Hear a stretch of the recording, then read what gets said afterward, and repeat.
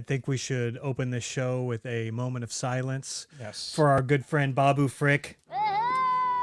Yes, we walked into the studio today to find his severed head on the floor of the studio. Well, I mean, it wasn't. Actually, I guess it's part of his body. He was eviscerated. Yeah. At some point. Yeah, we walked in, and I guess his broken neck was too much for the base of his body to handle, and he toppled over at some point. It finally gave way. So, but he broken. He broken. So, oh God, ease our suffering in this moment of great despair. But yea, admit this good and decent Anzelin into thine flock in thine heavenly area up there. yeah, or to Dave's shop, where he's going to attempt to fix him, which is what's going to happen. I'm probably just going to take the spring out and just put armature wire in, so he won't be as bobbly. He won't be a bobblehead Babu, but he'll at least be able to hold his head up. Exactly. Fusion surgery, basically. You got to give him like spinal fusion surgery and keep his neck straight. Yes, that's how that works. That's how it's going to go. so he will be back in an IG-11 body. Oh yes. No. Well, that's being said, hello everyone, and welcome to the Sidebar Cantina, the podcast where we talk about Star Wars, pop culture, neck surgery, or whatever the fuck we feel like talking about. No. I am Mr. Jason Roscom. With me here each and every single week, the Darth Vader to my Palpatine, Dave Martin. Hello, Dave. Hello, Jason. How are you? I am good. Oh, okay. You hesitated a little there, but that's fine. Was know, that good, as in like good in quotation marks? Good as you know what? I should have said I'm fine. Oh, that's even worse. Yes. Yes. In the military, if you're fine, that means help me, don't walk away. Yes, yeah, it is a sign of distress. Mm-hmm. God, I woke up this morning. We're immediately sidebarring. Mm-hmm. I woke up this morning and was so fucking tired and got up and just felt like, it felt like my ankles and my knees were made out of fucking chalk dust. So I was like walking like, I'm like, what the fuck is wrong with my legs? Uh-huh. And then I get into the shower and I'm woke up late. I usually I'm not getting out of bed at 7 a.m. Right. So I'm like, fuck, I have to be out the door by 7:30 or I'm fucked, because we had a walkthrough from one of our bigwigs today at 9. I'm like, fuck. So I'm trying to wake up. I'm standing in the shower. I fall asleep standing in the shower. Like I catch myself as I'm falling back. It's like, ah! I'm like, God damn it. And like, so the drive in was just like this. I'm playing boots and pants music to fucking try and stay awake, because the heavy metal and everything else wasn't doing anything. So it was like, boots and pants. So I made it into work and just been fueled by Diet Coke and anger all day. That's why you had like 5 Diet Cokes under your arm when you got to the studio. Well, today. I mean, 3. So there's 2 more for later. But yes. So yeah, I'm fine. Okay. Jason, all right. fine. That's great. So what are we talking about today? We are talking about a fucking classic today. Yeah. That if you haven't seen it at this point in your life and you call yourself a Gen Xer, what you need to do is wherever you are right now, you need to find a door, open it, and throw yourself out of it. If it's a moving car, so be it. It was meant to be. Right. If it's the front door of your house and you don't have a key, oh well, you're fucked. And if you have HBO Max, it's a lot easier to watch it, or Max now, because it's on HBO Max right now, which is how I watched it this last weekend. Yeah, dude. But yeah, no, it's a Gen X classic. Yes. Like, if you are Gen X, then you know this movie, or you should. If you don't, then something's wrong with you. Yes. And if you can't reference the Family Truckster or fucking something that Cousin Eddie has said at some point, or it's... Well, I was trying to like start with a quote with the eulogy, but you kept interrupting me. I know, but it was that was a moment. We were having a moment, Jason. Yeah. All right, fair enough. So, do we have anything else to get into before we get into our weekly business? No. Do your business. All right, You do your business. I will do my business right now. If you're enjoying the Sidebar Cantina's content, consider becoming one of our Patreon supporters. For as little as $1 a month, you can support this podcast and help make it possible for us to continue to bring you quality content week after week. We'd like to give a huge shout out to all of our current patrons. The Orange and Fetch Show, Wally Frogmore, Steve Long, Shotgun Mark, Scott and Kim from the Use and Abuse podcast, Nicholas Schaefer, Nick from Swede Studios, my wonderful mother-in-law, Patricia Goodstein, Lord Helmetfire, Kristen Roscom, Janine Vickers, Ivo G, Frederick Martin, goddamn we got a lot of patrons, Frank Kalevich, Dragon Buddy, Don Solsky, David Schmuck, Chantal from Pop My Culture, Catherine Rennick, and Carly Vickers. If you'd like to consider becoming a supporter, you can find us at patreon.com/the Sidebar Cantina. Thank you again to all of our listeners and supporters. You are the reason why we do this. Woo! Wow, you're what was the oh god, what was that presidential candidate? oh god, what's his name? I don't know. That's why I said it. And we're gonna go to Washington, and we're gonna go to this. Chappelle does it. Howard Dean? Is that what his name was? Howard Dean, yeah. Oh god.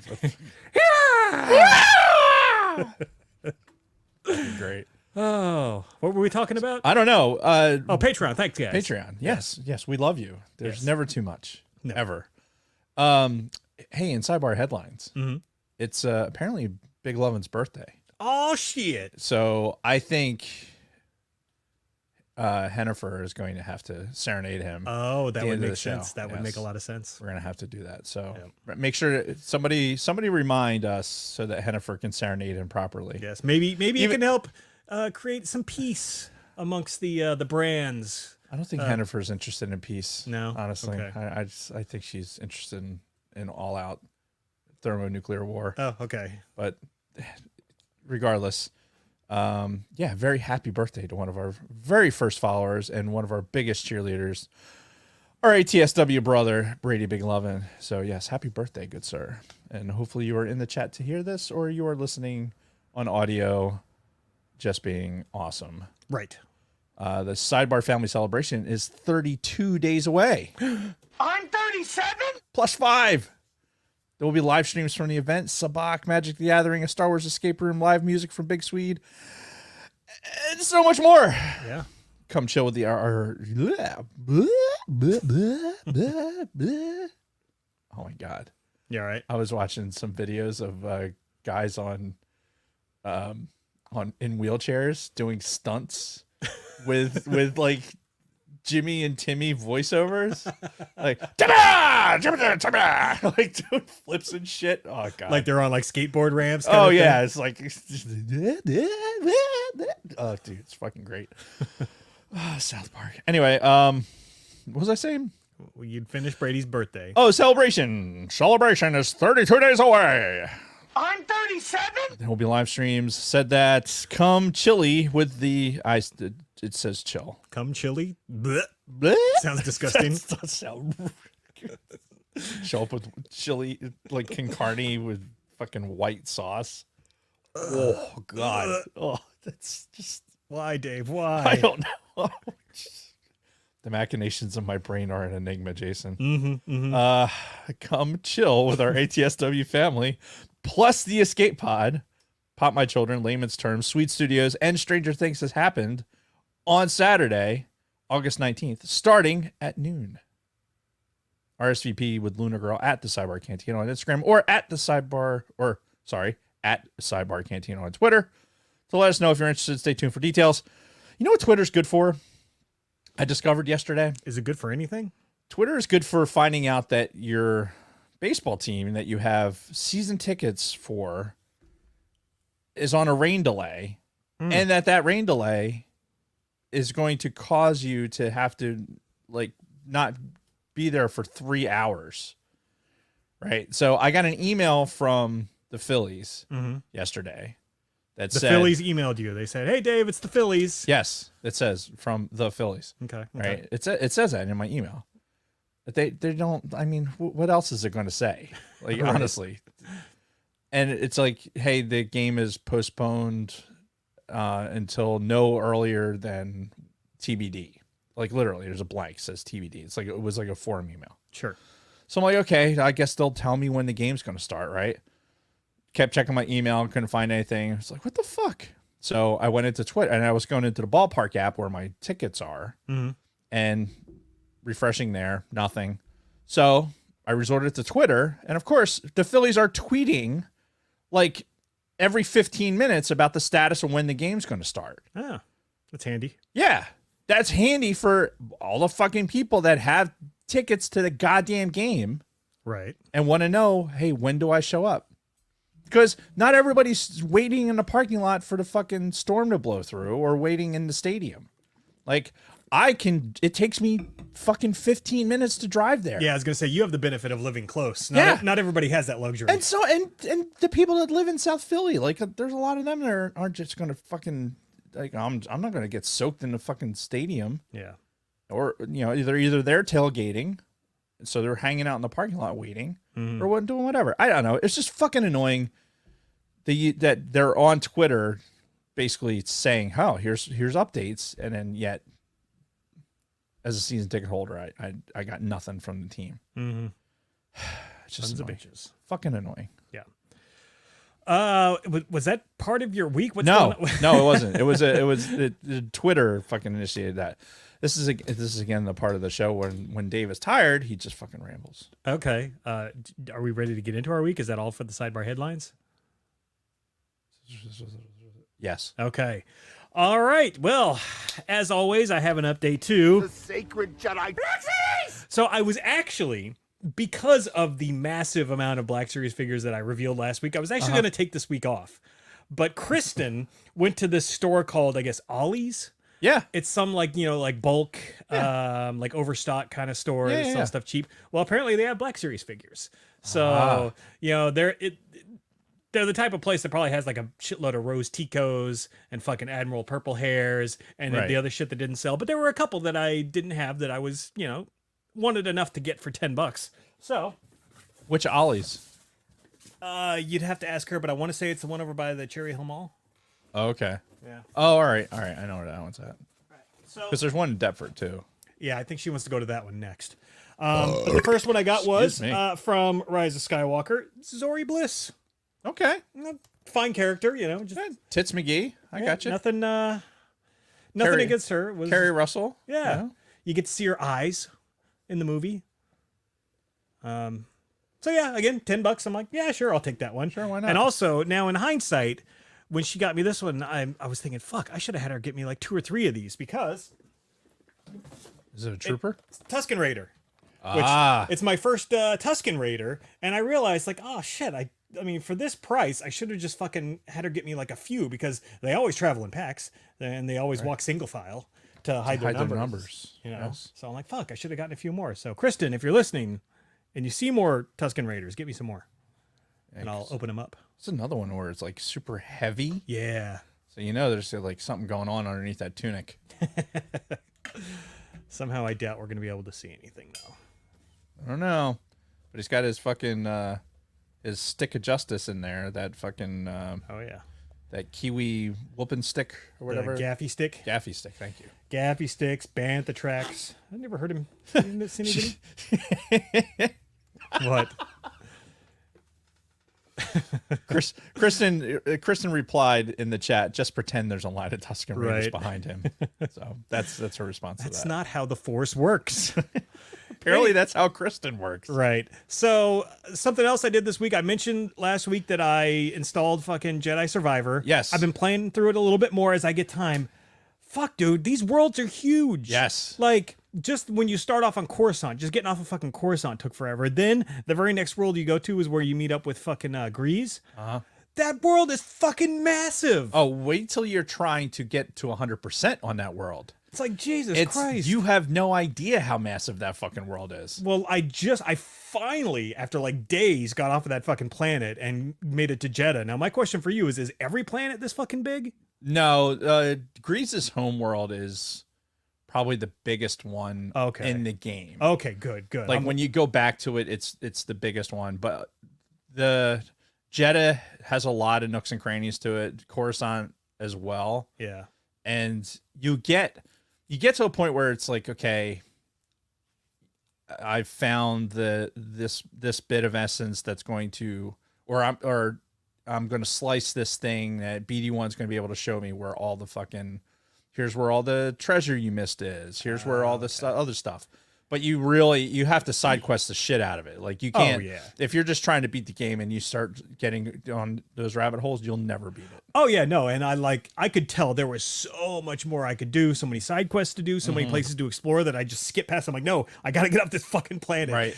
And then I got to a point where you go through the storyline, and finally you're done, right? Or you think you're done. It's like, okay, go back and find fucking Grease and the Mantis, and it takes you through this whole other fucking area that you never discovered before. I'm like, Jesus Christ. Yep.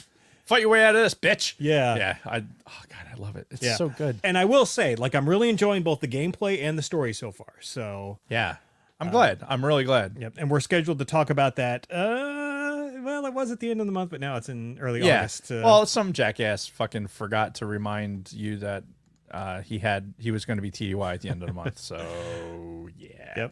Yep. So we'll update everyone. Yep. At the end of the show. Yes. With the schedule.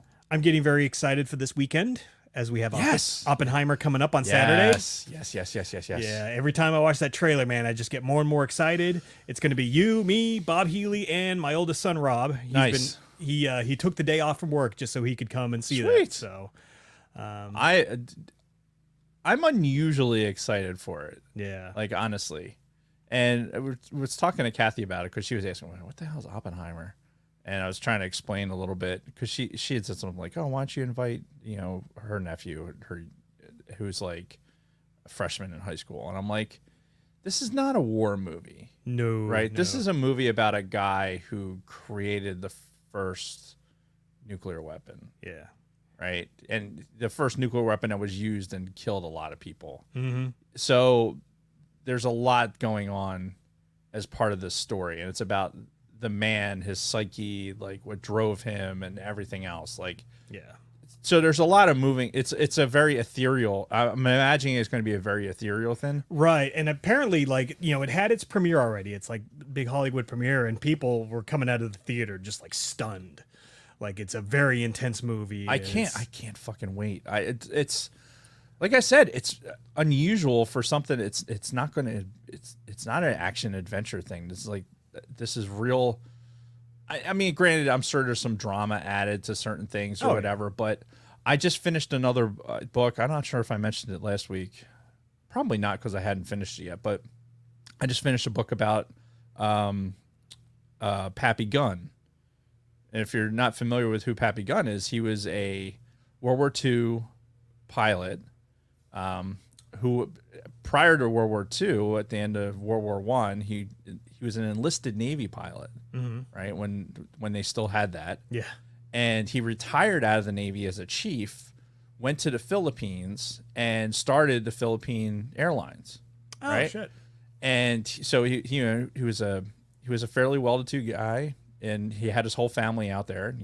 He's a kid from Arkansas, married somebody else from Arkansas, and they went out there and had their family out there, and he was just. He's a kind of guy he was a fucking old school Navy chief, right? Just a no bullshit, like, don't stand in my way to get shit done. That kind of fucking guy from the Greatest Generation. And he was a fucking retired chief. So Pearl Harbor happens.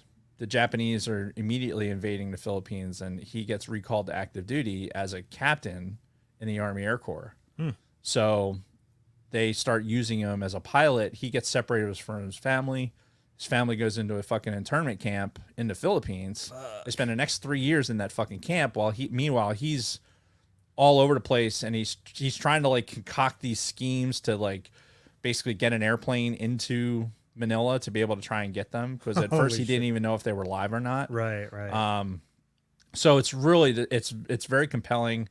If you Google him, like he's the guy he was a mechanic before he became a pilot, right? And he just has that natural mechanical ability. Yeah. So the guy would modify aircraft to put extra machine guns on them to fucking make them into gunships to use in the Pacific. Like, he invented doctrine. Like, he was one of the best stick and rudder guys flying in the Pacific. And his story is fucking amazing. The book is called Indestructible. Yeah. And unfortunately, he died at age 57 in an airplane. Oh, That really? he got rolled up in some weather, damaged the aircraft, and forced him to land. And then and it ended up, he tried to take off again, and the airplane fucking, it didn't make it. So he was like 57 years old, but the dude, it just is an amazing life and an amazing story. And I don't know how I got started on that. What were So we is that talking is that about? it for your week? What? No. What were we talking about? Oh, Oppenheimer. No. Yeah. This whole thing with fucking World War II and these people is what I'm getting at. And like you hear these stories about these people in World War II, and it's so compelling that like it was real life. Like they had to do these amazing things and advanced technology. Like we think technology is advanced for us in our lifetime, but for like the people that like his family, like Pappy Gunn's family, when they went into the internment camp in 1941, when they came out of it in 1945, or I think they went in 42, came out in 45. When they came out of it, like airplanes looked different. Fucking, they were, the airplanes were fucking like the transport airplanes, the fucking ships, how they communicated with radios and all this other shit. There was so much more technology. They thought they were they didn't even know what to do with themselves. Mm-hmm. Like it was like being in a time warp, and it advanced so quickly because of the war. And the Manhattan Project was one of those things that was fucking part of that acceleration. Yeah. And a guy like Oppenheimer is a fucking, he's a catalyst on that, in that change. So I think it's really important for our generation to know this and to be able to continue that story. Like, hey, this is still important, and let's make sure that this part of history doesn't get lost. Yeah. Oh, yeah. Because when they stop teaching this shit in school because oh no, the U.S. dropping the bomb. We can't talk about that anymore. I'm sure that's going to come at some point. Oh, yeah. Oh, yeah. And, those who start to ignore history are doomed to repeat it. Mm-hmm. But that's a discussion for another time. So you done with your week? No, that's not my week. We're talking about Oppenheimer. So it's still my week then. Fucker. Yeah, so we've got Oppenheimer this weekend. The only other thing I wanted to talk about was I am going to see the Beach Boys in California in October. Sweet. Yeah, so my mom tags me in this post on Facebook that announced that the Beach Boys were coming to this new place that they built, this new amphitheater in Bakersfield. And she's like, oh, wouldn't it be cool if we went? And I'm like, I mean, I could try and get us tickets. And she got all excited when I said that. So I bought tickets. I bought a plane ticket, and I'm going home to California in October for a Beach Boys concert. That's fucking and sweet. It's just going to be me and my mom going to the concert. So is it like it's Mike Love? Yeah, and... it's Mike Love, the other guy. oh fuck! I'm blanking on his name right now. Yeah, but yeah, those are the only two original members of the Beach Boys that are still touring. None of the Wilson brothers, obviously. Well, two of them are dead, and Brian's he's resting. It's so much fun. Yeah. It is, because Kathy and I saw them last summer. Right, I remember you talking about that. So. And it was just fun. It just was. It's live music is fun. The Beach Boys are fun. I think Hennifer sent a video from that, if I'm not mistaken. Oh, right. Doing some sing along. So yeah, and it's just maybe you'll do the same thing. Maybe you can send some videos of you singing along. I could do that. I could, yeah. But it's one of those things where, first of all, have you seen that a lot of bands have announced their like farewell tours? Yeah, Aerosmith. Yeah, a couple other bands. And the Beach Boys, obviously they're down to like their last two original members touring, and how much longer are they going to last? All right. So to be able to say that I've seen them in concert at least once would be nice. Yeah. So Buffett is one of those too, or if you haven't experienced it, he's been sick. He's he hasn't been touring. Oh, really? But if he starts touring again, I think you're going to get that's going to be a tough ticket to get, because I think a lot of people are realizing that, oh shit, he's going to be done. Yeah. So Bruce is the other guy from the Beach Boys, the original member. Bruce, fucking piano player. Bruce something, yeah. But he's the guy when Brian Wilson lost his mind and had like the panic attack on the airplane and like immediately said he had to stop touring. Bruce was the guy who filled in for him, and he's been with the band ever since. I can't. The chat will help us out with that. Sure. But that's been my week. Not a whole lot going on recently for me, but yeah, a couple of exciting things. Yeah, I really had more to say about Oppenheimer than I do about my week, honestly. I put in the notes about a nerd injury, right? So I'm curious about that. I'm not even embarrassed about it, honestly, because like this is what we are. We're nerds. Mm-hmm. So we embrace it. It's yes. Fine. So I was playing. I just had a hankering to play Squadrons, right? So Star Wars Squadrons. I'm like, I really want to fly a TIE fighter right now. Yeah. So, and it was raining outside. I'm like, fuck it. So I got everything set up, and I usually, when I play, I would use, with the joystick, I just use the twist on the HOTA, because I have the HOTAs set up now. And I would use the twist for the yaw motion. Makes sense. Yeah. On the thing. But I have rudder pedals. Right, because I have a whole yoke set up, like I could fly a Cessna. Mm-hmm. So I'm like, you know what? I have these fucking rudder pedals. I'm gonna fly it like that. So I set that up, and I did it in practice mode for a little while just to fucking get used to it. And I'm just like, I'm yanking and banking, fucking, I'm walking, dude. It was so much fucking fun. It made it so much more fun. Yeah, I played for like an hour just. And it was like flying.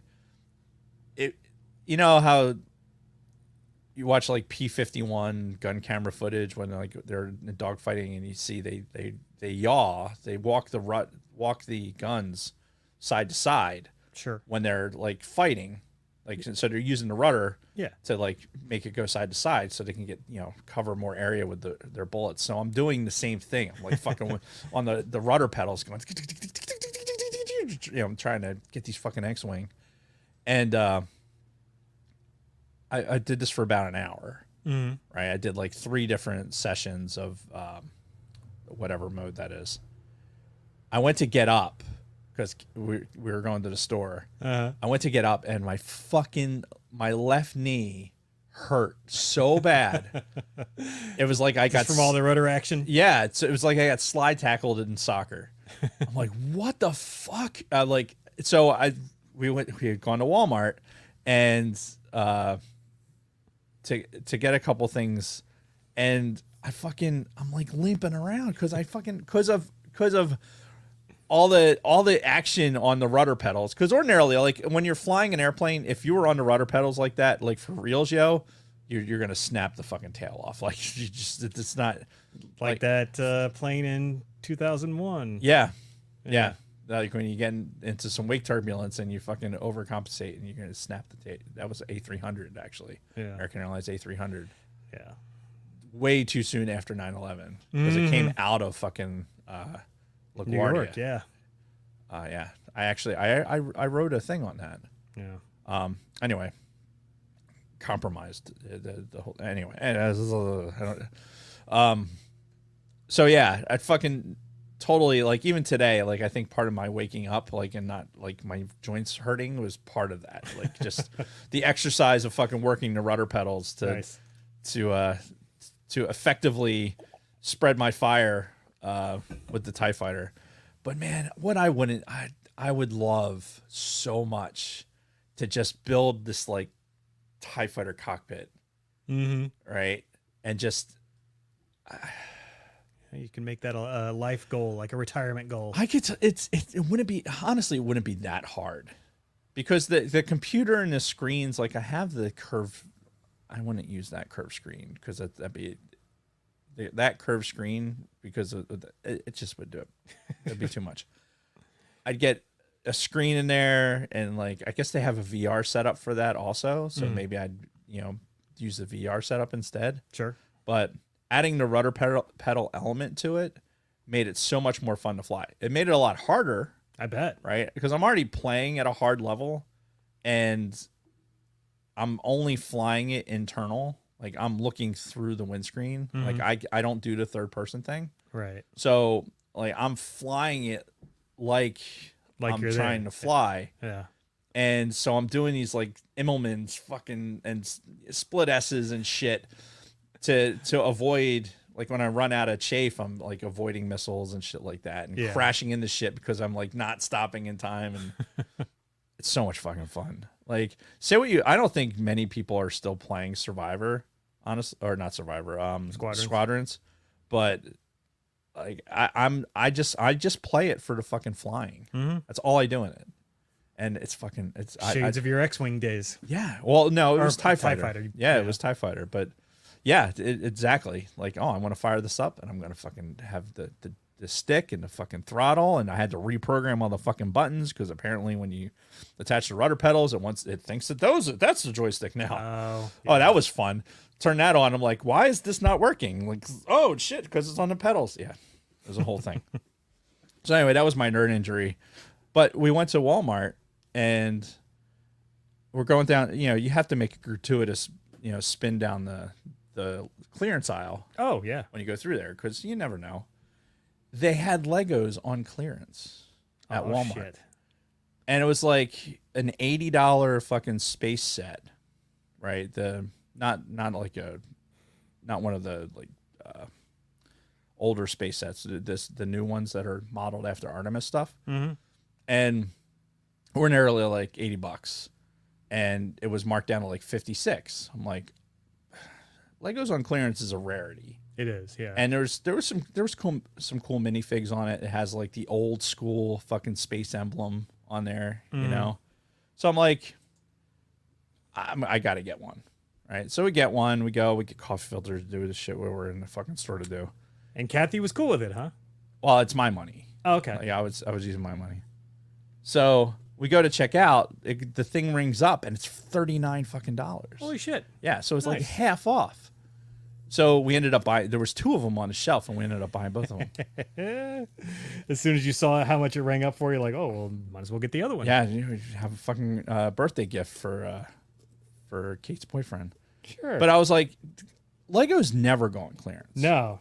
So finding clearance Legos was just like, I have to find a reason to not buy it if it's like that. Like Yeah. I already have them or whatever, because it's just like going to Goodwill and if they have Legos there, like, why am I not going to get these Legos? Like, is it priced out? On Lego.com, that same set is still $80. Right. But you can go on Amazon and I think they're selling it for like $60 or whatever, but still, Still 39. $39 for an $80 set, and it's a 6-bag set. Yeah. Right. And it's a good size fucking build. If I was a kid, I'd be fucking stoked, man. Yeah. I'm stoked. I'm not a kid. Well, I am a child. I'm a child. We're kids at heart. Yes. And in brain. Yeah. So the last thing, I'll end my week on a sad face. But did I talk about the MIT thing on the show? I don't know if you've ever talked about it on the show. I know we've talked about it one-on-one. So there was an opportunity for me to apply for a thing with the Air Force to work some artificial intelligence stuff with the Air Force and MIT. And I applied for it a few weeks back and was waiting to hear something. And last Thursday, actually, I didn't get picked up. So the sad face, right? Didn't get picked up. It would have been really, really cool it's like it would have been a 6-month gig to be and get to work with MIT on anything would be Hell fucking yeah, that would have been phenomenal. awesome. And AI is obviously it's huge right now. So, and my master's degree being in human factors, there's a lot of AI involvement, and my thesis work with single pilot operations probably is going to have a lot of AI involvement in it too. So I'm like, oh, this would marry up really, really well. And the reality is I probably just didn't have enough AI stuff already because I think what they did was they took a lot of people that already had coding experience. They had, not necessarily because I would be coding, just because they've already they understand some of the baseline stuff. So it was a highly competitive thing. They sent this director at MIT actually sent me an email. Damn. And it came with hey, here's a Slack team to join with a bunch of other people in the community. There's stuff that you can be involved in, which to me sounds like, hey, be involved in our community and your name's going to be there. And then when you apply again, because it's not a one-time deal. Yeah. So 6 months from now, I think the next time I can apply is in November. Okay. So I'm going to be working on a bunch of AI shit to get your foot in the door, and it's what where it'll take you. Yeah, it was cool. It was cool to apply. I'm sad faced that I didn't get in, but it kind of forced me to realize I gotta stop playing with Legos and actually get back to fucking doing schoolwork and shit. So I have some AI homework to do. There's a whole digital university that the Air Force has that I hadn't even been. I had no idea existed. Really? That I was able to log into because I applied for this program, and I'm in this whole track for a bunch of AI stuff. There's even some Python stuff in there. Okay, well, you can help Skynet fucking finally manifest itself. Yeah, right.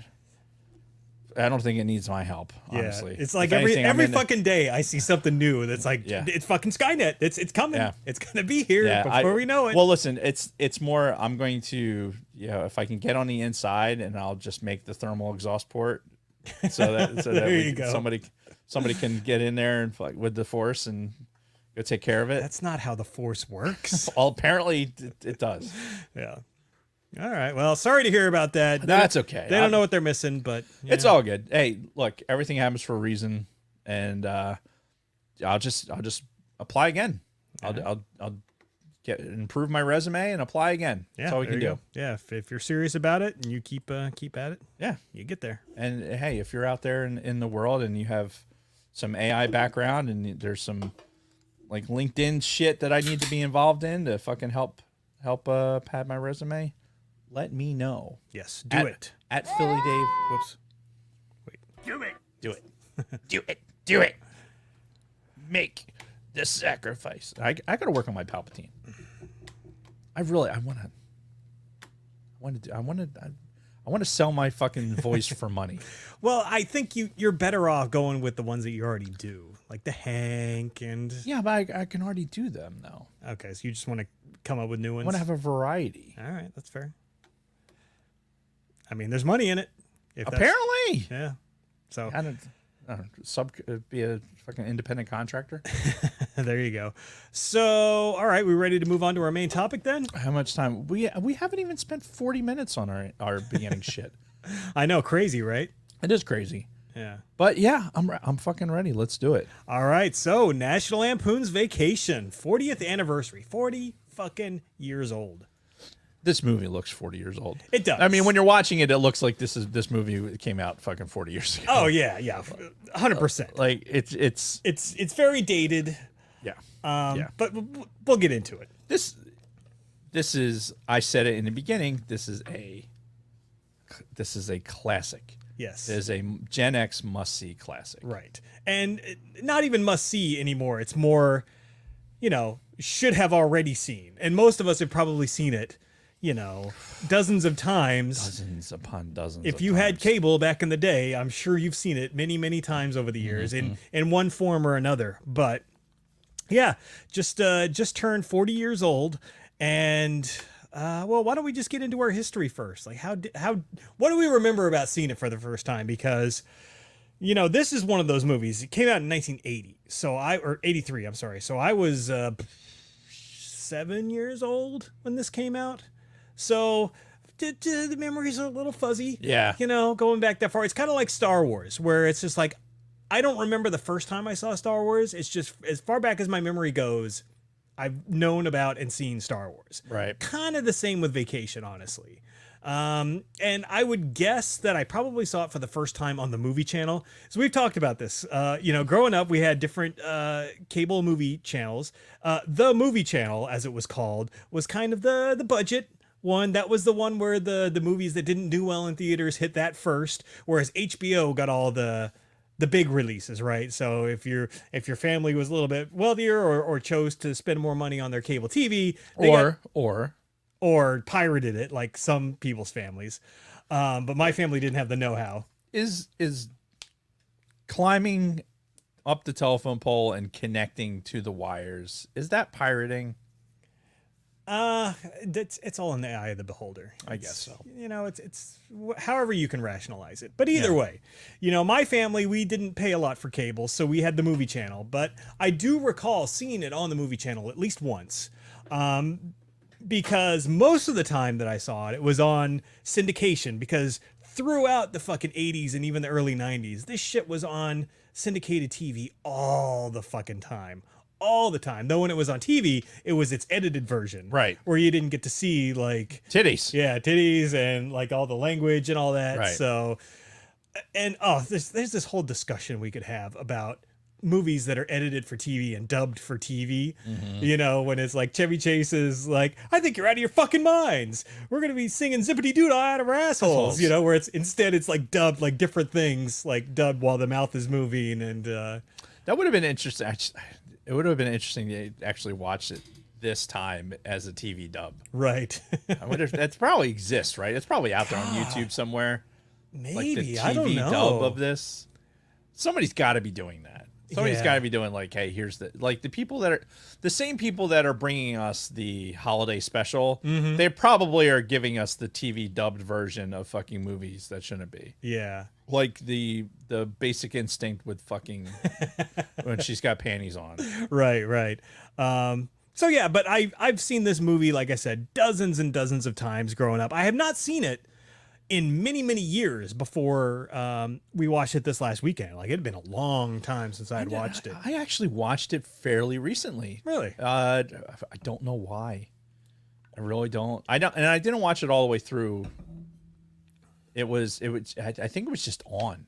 Yeah. I just was like, oh, look, this is on. Well, see, that the problem with TV nowadays is you don't just watch. Well, most people don't just like watch TV anymore because we don't have a cable plan here. Right. So it's like whatever's on streaming, and there's nothing that's just on that you can just turn the channel to and like, oh, Vacation's on, let's just watch it. It's So because of Hulu Live, I think it picks up that where you got like, you can look at the schedule and be like, oh wow, something's on. right. Because that's how I watched. Oh shit, what other?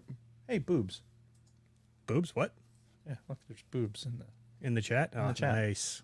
Nice. They don't censor that, man. Anyway, distracted by boobs in the chat. God, I'm a fucking 12-year-old.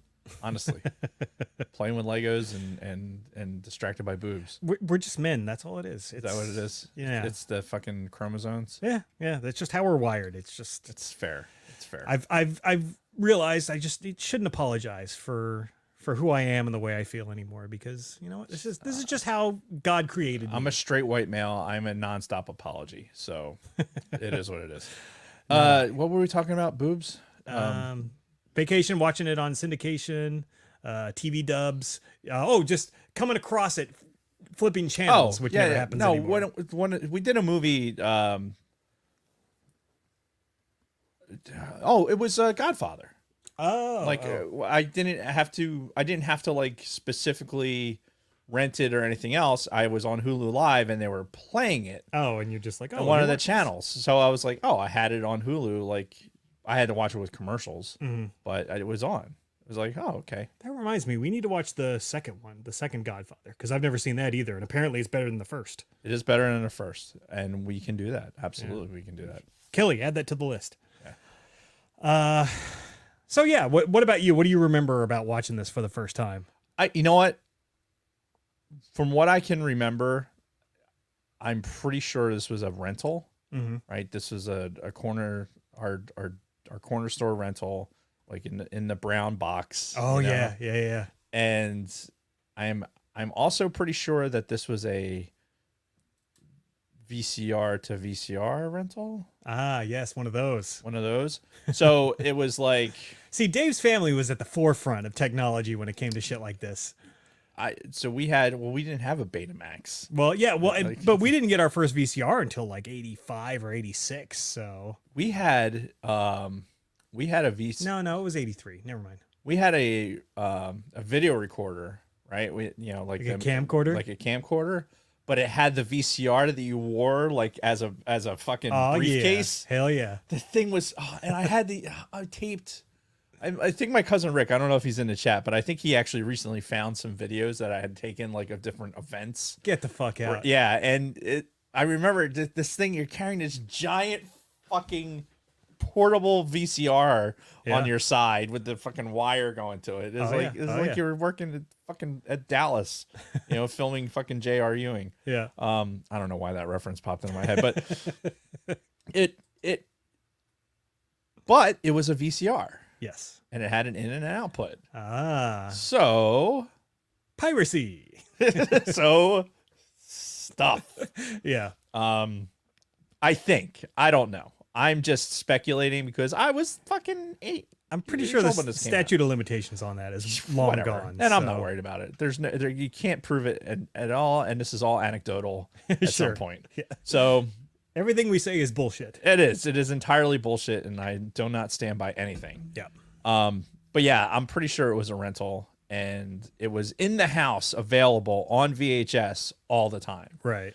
and it was fun to watch.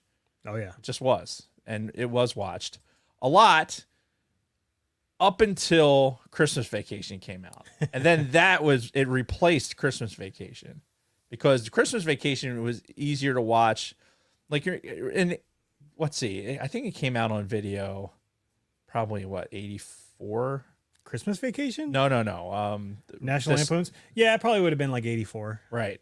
So, like, this is like my sisters were like infants. Yeah. Like my one sister wasn't even born yet. Yeah. Right. So by the time, like they if they were TV watching age, you can't watch Vacation with like little ones, right? And I Yeah. probably shouldn't have been watching it anyway. Oh yeah, me either. Because you got to remember, we were like 7 years old when we were watching 7, 8 this. years old. And you think a movie about a family vacation? Oh, a family movie? No, No, it is not. Not a family movie. Roll them up.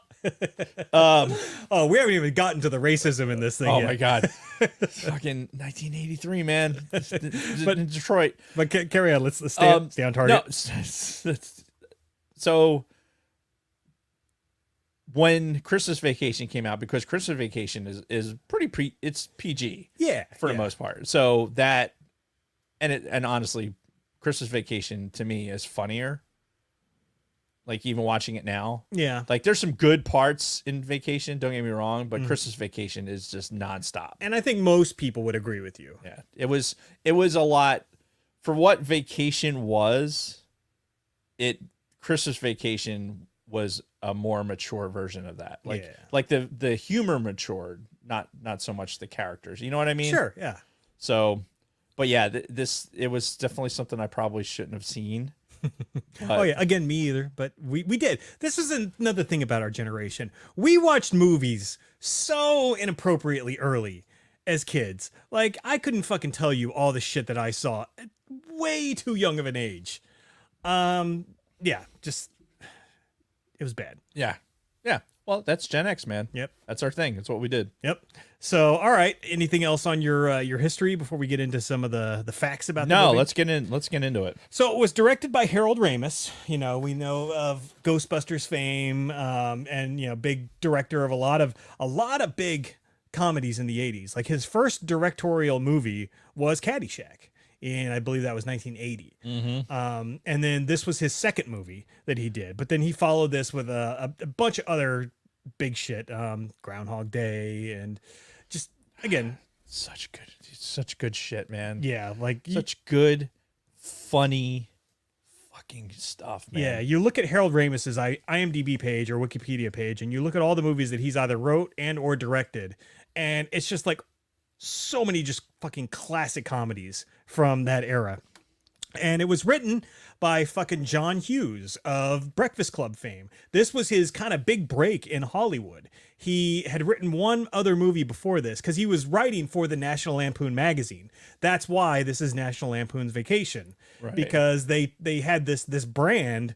You know, the magazine was a thing for years, and then they decided to make Animal House. National Lampoon's Animal House was a huge hit, which, by the way, we got to talk about that movie at some point. I fucking love that movie so much. Yeah.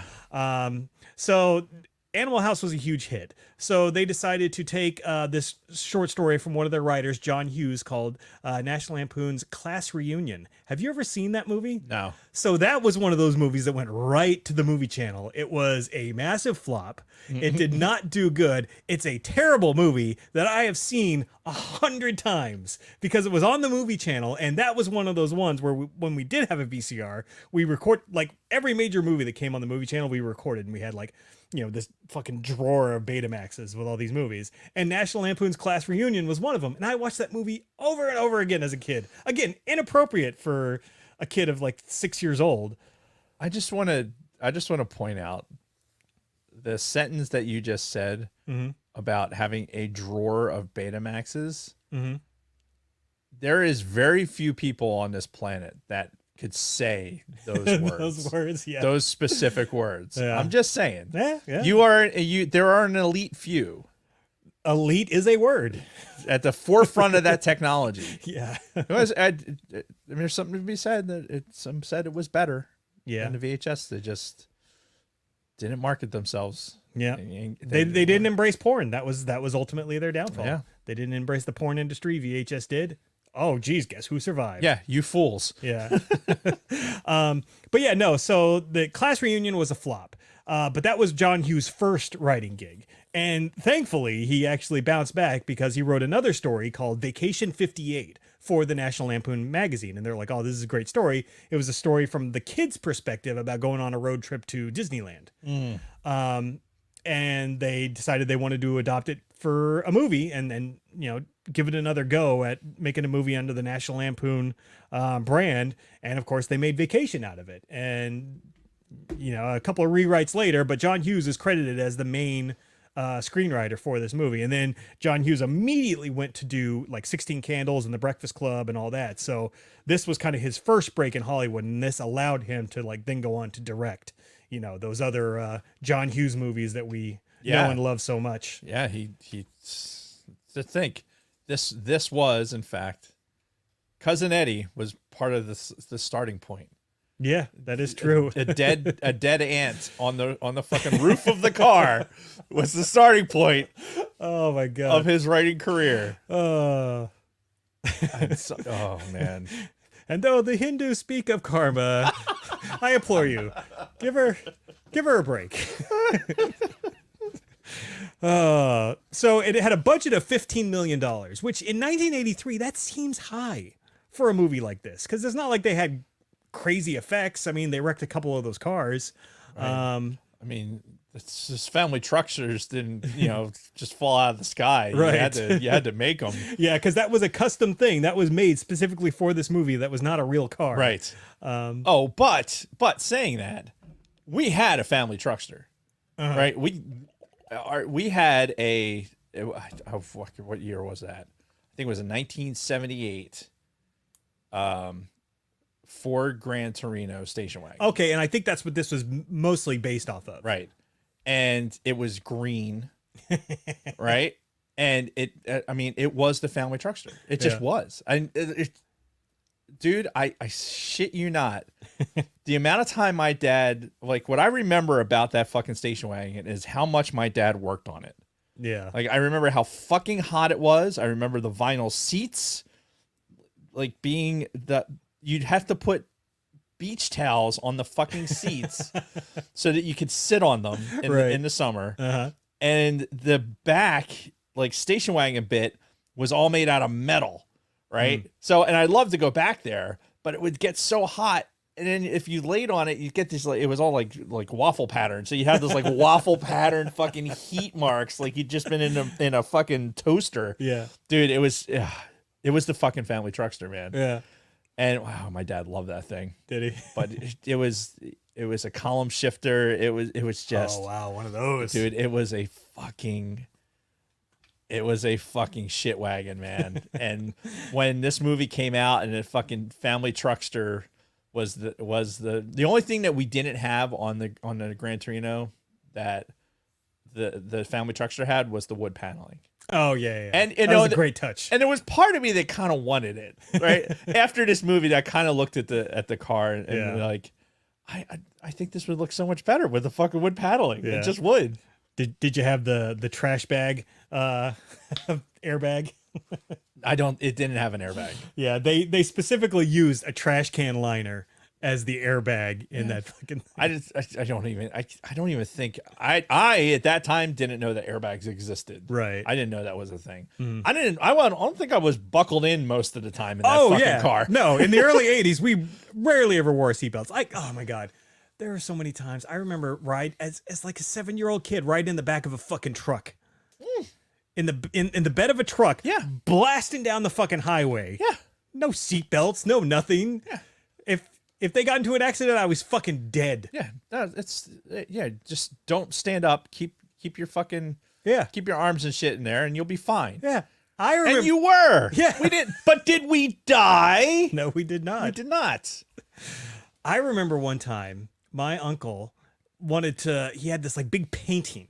Like it was this massive, like, I don't know, 4 foot wide, like 5 foot long painting that he bought that he wanted to get to his house. So the only way to do it, he didn't have rope or anything. So he had me and my cousin lay on our backs in the bed of a truck and hold the fucking thing as he drove this painting to his house. Again, blasting down the highway. Fucking awesome. Dude, the shit that we did. I remember, I don't even know how old I was. I was tall enough to be able to reach the pedals. Uh-huh. But one of the cars broke down. And so my dad came and picked me up. And it had to have been, I don't know, I probably was like 10 or 11, maybe 12. Excuse me. But he picks me up and my mom was unavailable. And he says, okay, you're going to sit in the car and you're going to ride the brakes, right? and the car was this, we talk about beasts of cars, right? Uh-huh. It's the, it was a Pontiac. I think it was a Bonneville. I'm pretty sure it was the Bonneville. It was like this old, like late 60s, early 70s Bonneville. It's a giant fucking machine. Mm-hmm. And I remember there was, I think the air conditioning compressor on the thing was like the size of my fucking arm. It was like this. It was just an enormous machine. And it died.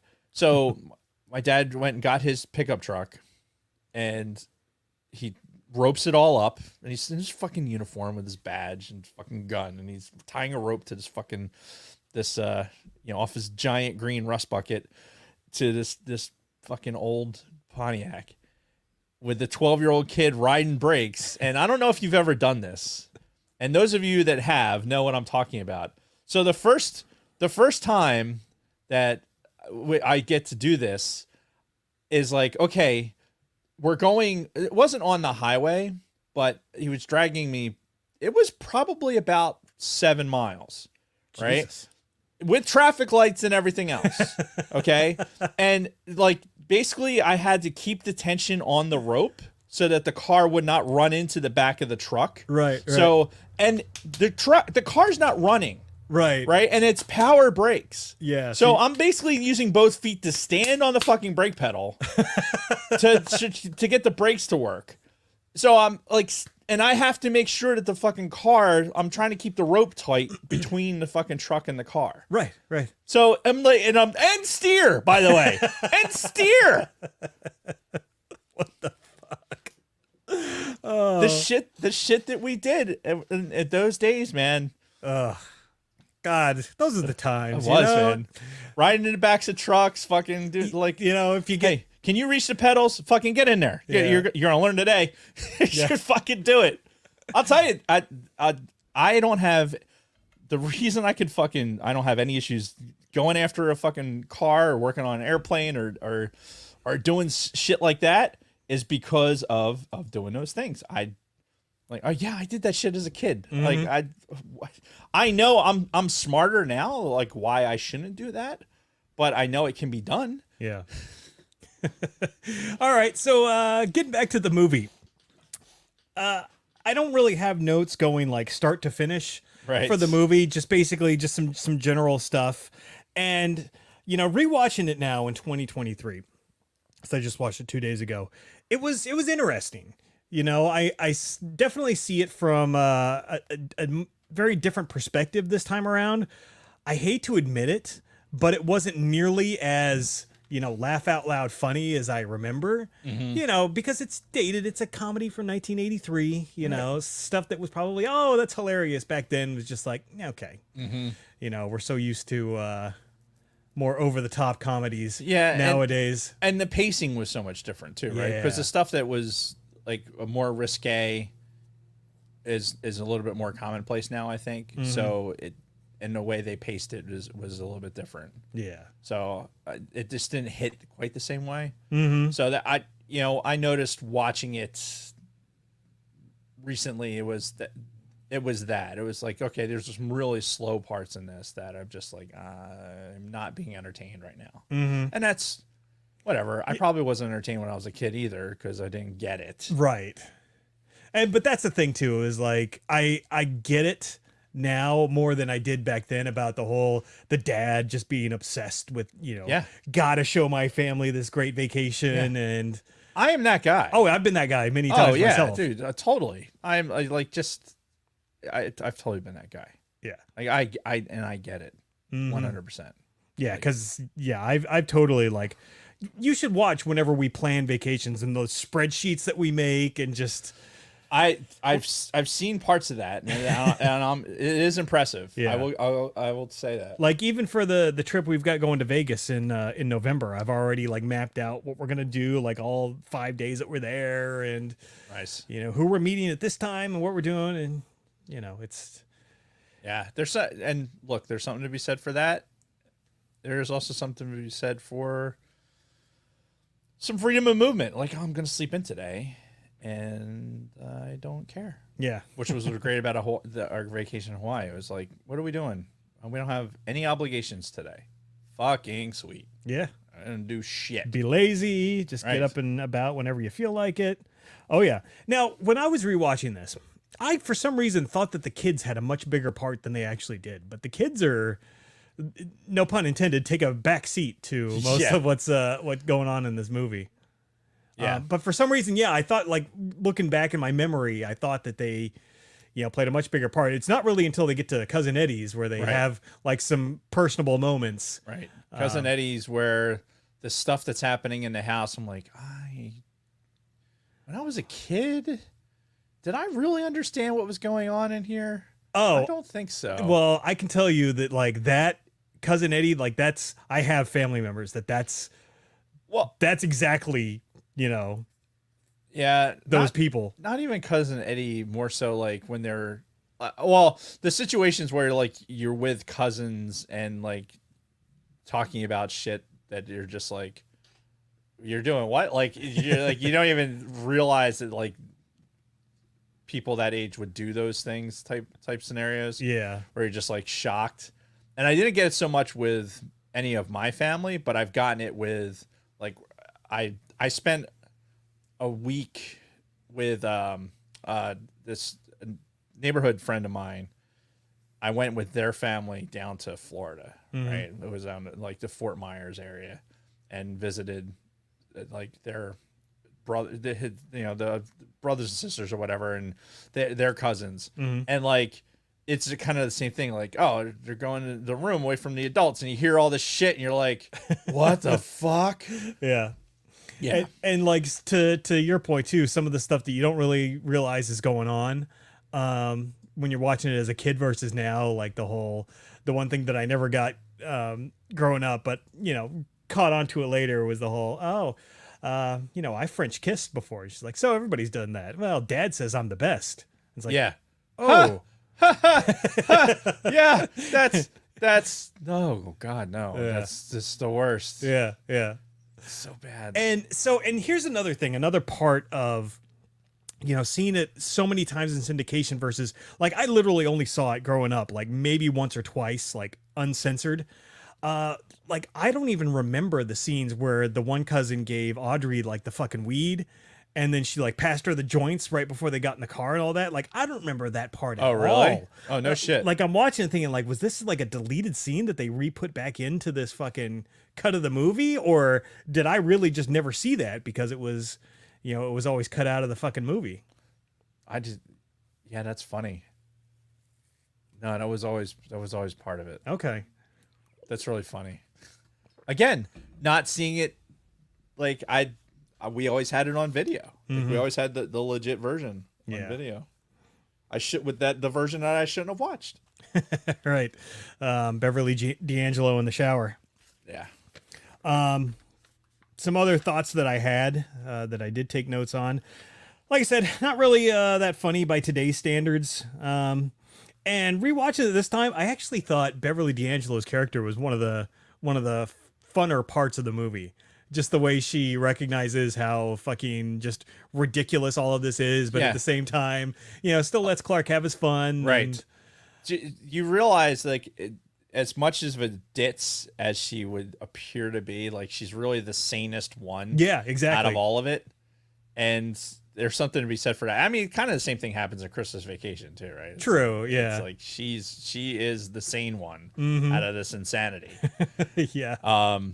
Yeah. It's even like when they got to the place in Colorado, which looked great, by the way. We're watching. I'm like, I'd go there. Yeah. Hopefully the tents are better, but it looked beautiful. And Clark's like, isn't this great, Ellen? And she's like, no, but I'm glad you're happy. Yeah, and that's that fit of honesty is completely legitimate. Like, no, this is terrible. Yeah, like, I hate every second of this, but I'm doing this for you, and I hope you remember this, you sack of shit. Yep. Like, that's all implied by saying yes. Yeah. Can I talk about the alternate ending real quick, or do you want to save that until we're towards the end? Get towards the end. Okay.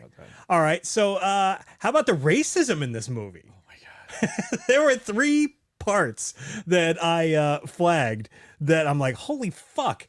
You do never get away with that nowadays. So the first part is as they're packing up all their shit, they're about to hit the road and they're like saying goodbye to their neighbors and all that. One of the neighbors, like one of the adult males, is like, oh, watch out for Indians, or something to that effect. Right. And I'm like, what the fuck? Yeah. Then, of course, when they get lost in St. Louis, in the fucking hood of St. Louis. That's right. It was St. Louis. Yeah. Oh, my God. Excuse me, homeboy. Like, wow. Yeah. Roll them up. Yeah. Hey, again, you talk about top 10 movie lines that you use on a regular basis. That is one of them. Yeah, as he's talking about, oh yeah, this is a chance to experience, seeing what you have to be thankful for and appreciate what you have, and then roll them up. Roll them up. Yeah, that because they go through there, and then I think almost is it right after that is when they go to when they're asleep. Yeah, I think so. They fall asleep, right? Yeah, after they get out of the hood, and Ellen's like talking to Clark, like, okay, make sure you stay awake. He's like, oh yeah, I'll be fine. And then it like pans over, and all 4 of them are asleep. Yeah, which is great. I feel like I've done that, right? Like, I feel like that's whenever I'm driving. In fact, I've done it from the drive between Vegas and like Palmdale. Oh, okay. That fucking long as shit fucking drive through the high desert. Mm-hmm. And I'm just like, everyone else is asleep. It's fucking 3 a.m. because we have some stupid early flight in Vegas. Yeah. And I'm driving, and I just have this picture in my mind of that fucking scene where it's just the panning across, and it's just everyone, all 4 of us in the car, just all asleep.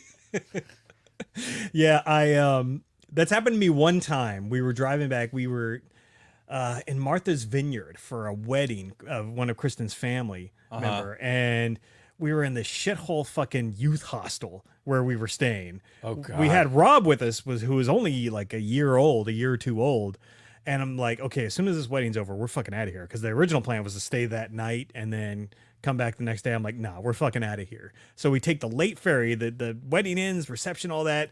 We take the ferry. It's fucking like midnight by the time we actually get to the car. And then I got to drive 5 hours to get, home in New Jersey. And there was a point where I'm just like, fuck, I'm like, yeah, it was bad. Like, rolling the windows down. Everybody else in the car was asleep. One wrong move and I'd have been out, and then we'd have all been out. Yes. So yes, that's happened to me as well. Yeah. Thank God. Do you remember there was a time that roads didn't have rumble strips on the side. Yeah. Right. That saved my ass multiple times. Really? Fucking from micro sleeps. And then, like, you get over in the rumble strip. Oh my God. I'm awake.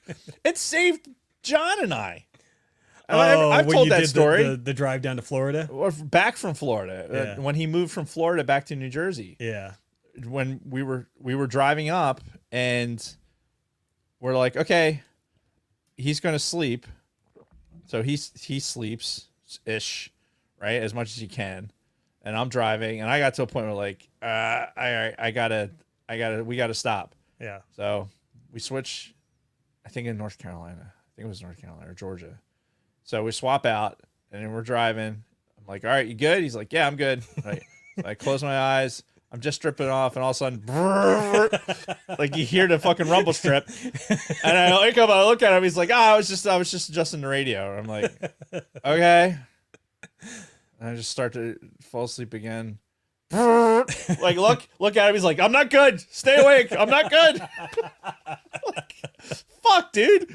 So we end up both of us staying awake the entire fucking drive.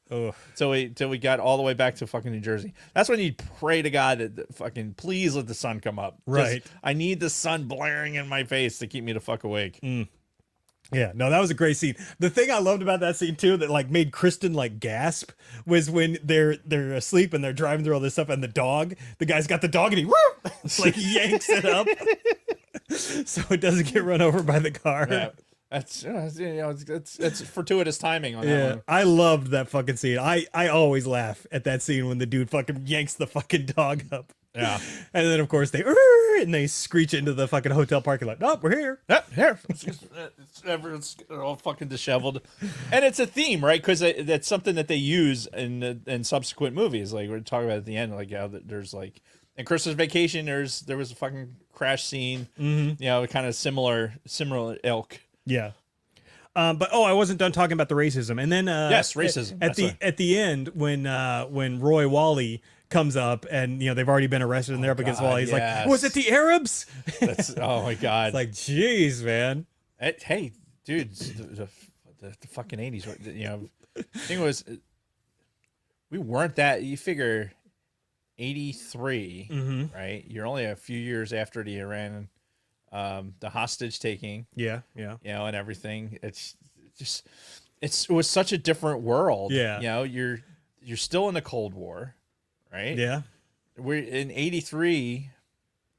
I almost guarantee you, we were still doing nuclear drills in our schools. Well, and you think too, we're only a decade and a half from the civil rights movement. Yeah, it wasn't that long after. Or long before that time. But I mean, could you imagine today them making a movie, somebody's driving through an urban area and goes, excuse me, homeboy, can I get some directions? It's like, whoa. Yeah. Oh, okay.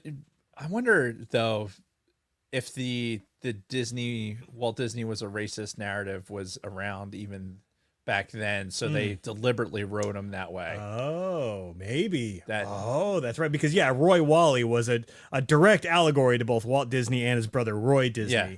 Wally World was supposed to be, Disneyland.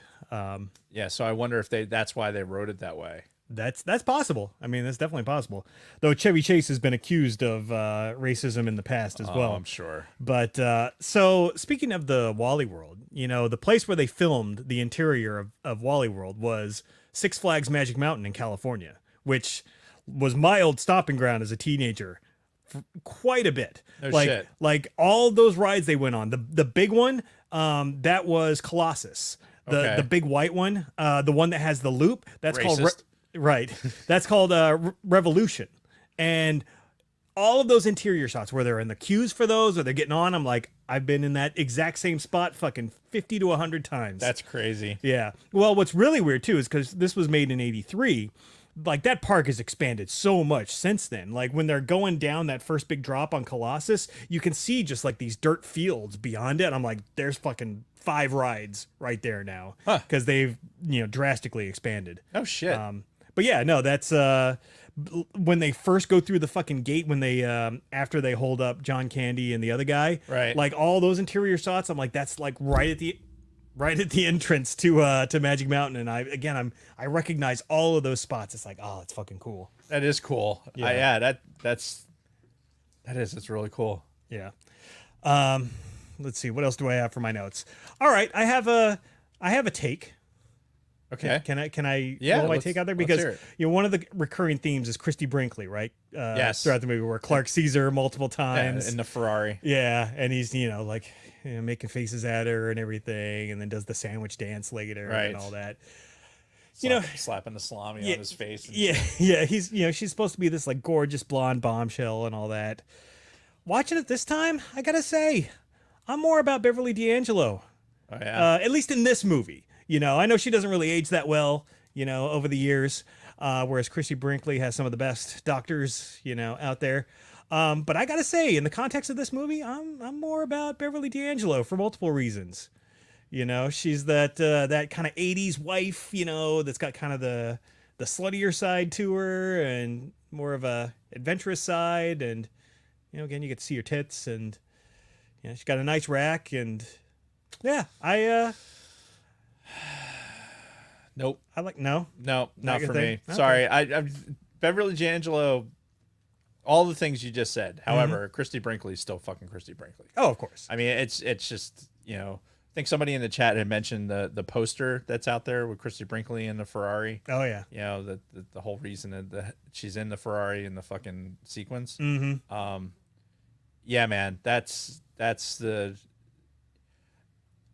when you were a prepubescent teen and had these were the posters that you had. Oh yeah. No, it was all the about her. Cindy Crawfords, the fucking Christy Brinkley's. Yeah, Cindy Crawford came later, but yeah. She was a poster that was there. Oh sure. The Kathy Ireland's also came later. Oh yeah, Kathy Ireland. Kathy Ireland, she was all over the fucking place. Oh yeah. Wish she was all over my face. But what were we talking about? Christy Brinkley. Ah, yeah. I remember seeing her in the Billy Joel music video, right, in the early '80s, and thinking, oh yeah, she's. God, which video was that? It was Uptown Girl, I think. Uptown Girl. You've been living in an uptown world. Yeah. God, I know a lot of Billy Joel songs. Mm-hmm. That was one of the there was a lot of Billy Joel played in my house growing up. Yeah. Speaking of music, we can't not mention the theme song from Lindsey Buckingham, Holiday Road. I fucking love that song. I can't even with that song. No?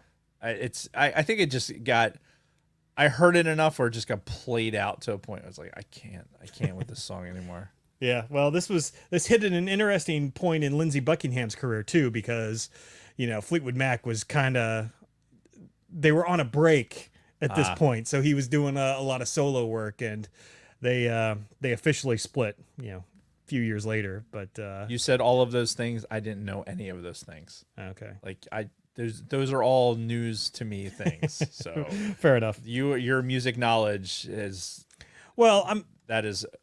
Thank you for enlightening the listener, because I have nothing to add. I'm a huge Fleetwood Mac fan, so I enjoy the music. Yeah. I just don't know anything about their background. Yeah. That's my MO. Mm-hmm. I listen to music. I don't know shit about fucking the people. Mm-hmm. Like, that person's alive, that person's dead. I don't know. Is it Van Halen? I know Van Halen. I know Eddie's dead. That's about the size of it. Boy, way to bring things down. Right. So, are there any particular scenes that really stuck out for you this time rewatching it? Any scenes that are just still fucking hilarious? So,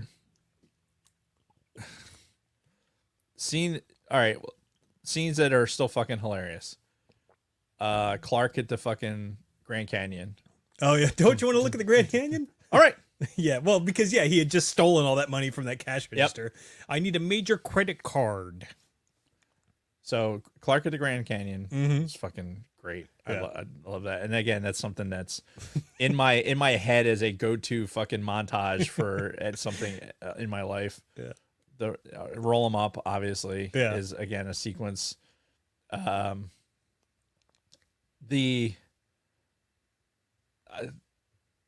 Fuck. Scenes. I'll get back to things that I liked. I should have wrote notes, but I suck. Scenes that annoyed me more this time, like the whole sequence with the pool, seemed to annoy me this time. Oh, really? More so than it Just was how they supposed got to excited excite. about it, and then they ran up, and it was just disgusting. Yeah, the pool. No, the pool at the hotel. With Christy Brinkley in the pool. Huh. Like the whole lead into it is it's like I'm just annoyed right now. Where he was like trying to like talk himself up and lie about everything that he does. Yeah, with and- the fucking shoes. No, I wasn't about it. Mhm. And Edna stuff was just fucking hilarious. Oh yeah. The part is fucking. I couldn't. The he probably kept up for a couple miles. Like Oh, the with dog. the dog on the fucking bumper. I'm Yeah. just like, oh god, that part. Well, that's another part that would never fucking fly today. No fucking way. The fucking PETA people would be irate. That's yeah. That part I was just like, oh man, that's just not good. Yeah. Eating the piss soaked fucking sandwiches Oh, too. yeah. That's like at that proper moment too, where he's eating it and it's after the fucking slapping the salami on his fucking face. Yeah. Well, I loved just the Aunt Edna death aspect of it, to where they were just like so disrespectful of the fucking body chair. for their. Oh yeah, because Tying the chair to the top of the family truckster. Yeah. All I could think about is like, God, your fucking fuel mileage. This is how you know you're old. This is how you know you're old. When I see the thing on top of the fucking car and I'm like, God damn, the fuel mileage is going to just be awful. right. Well, then the fact that they propped her sitting straight up, so Yeah. she looks like a lady sitting up with a blanket over her. Right. It was just awful. And they fucking left her on the back porch with a note on her, Yep.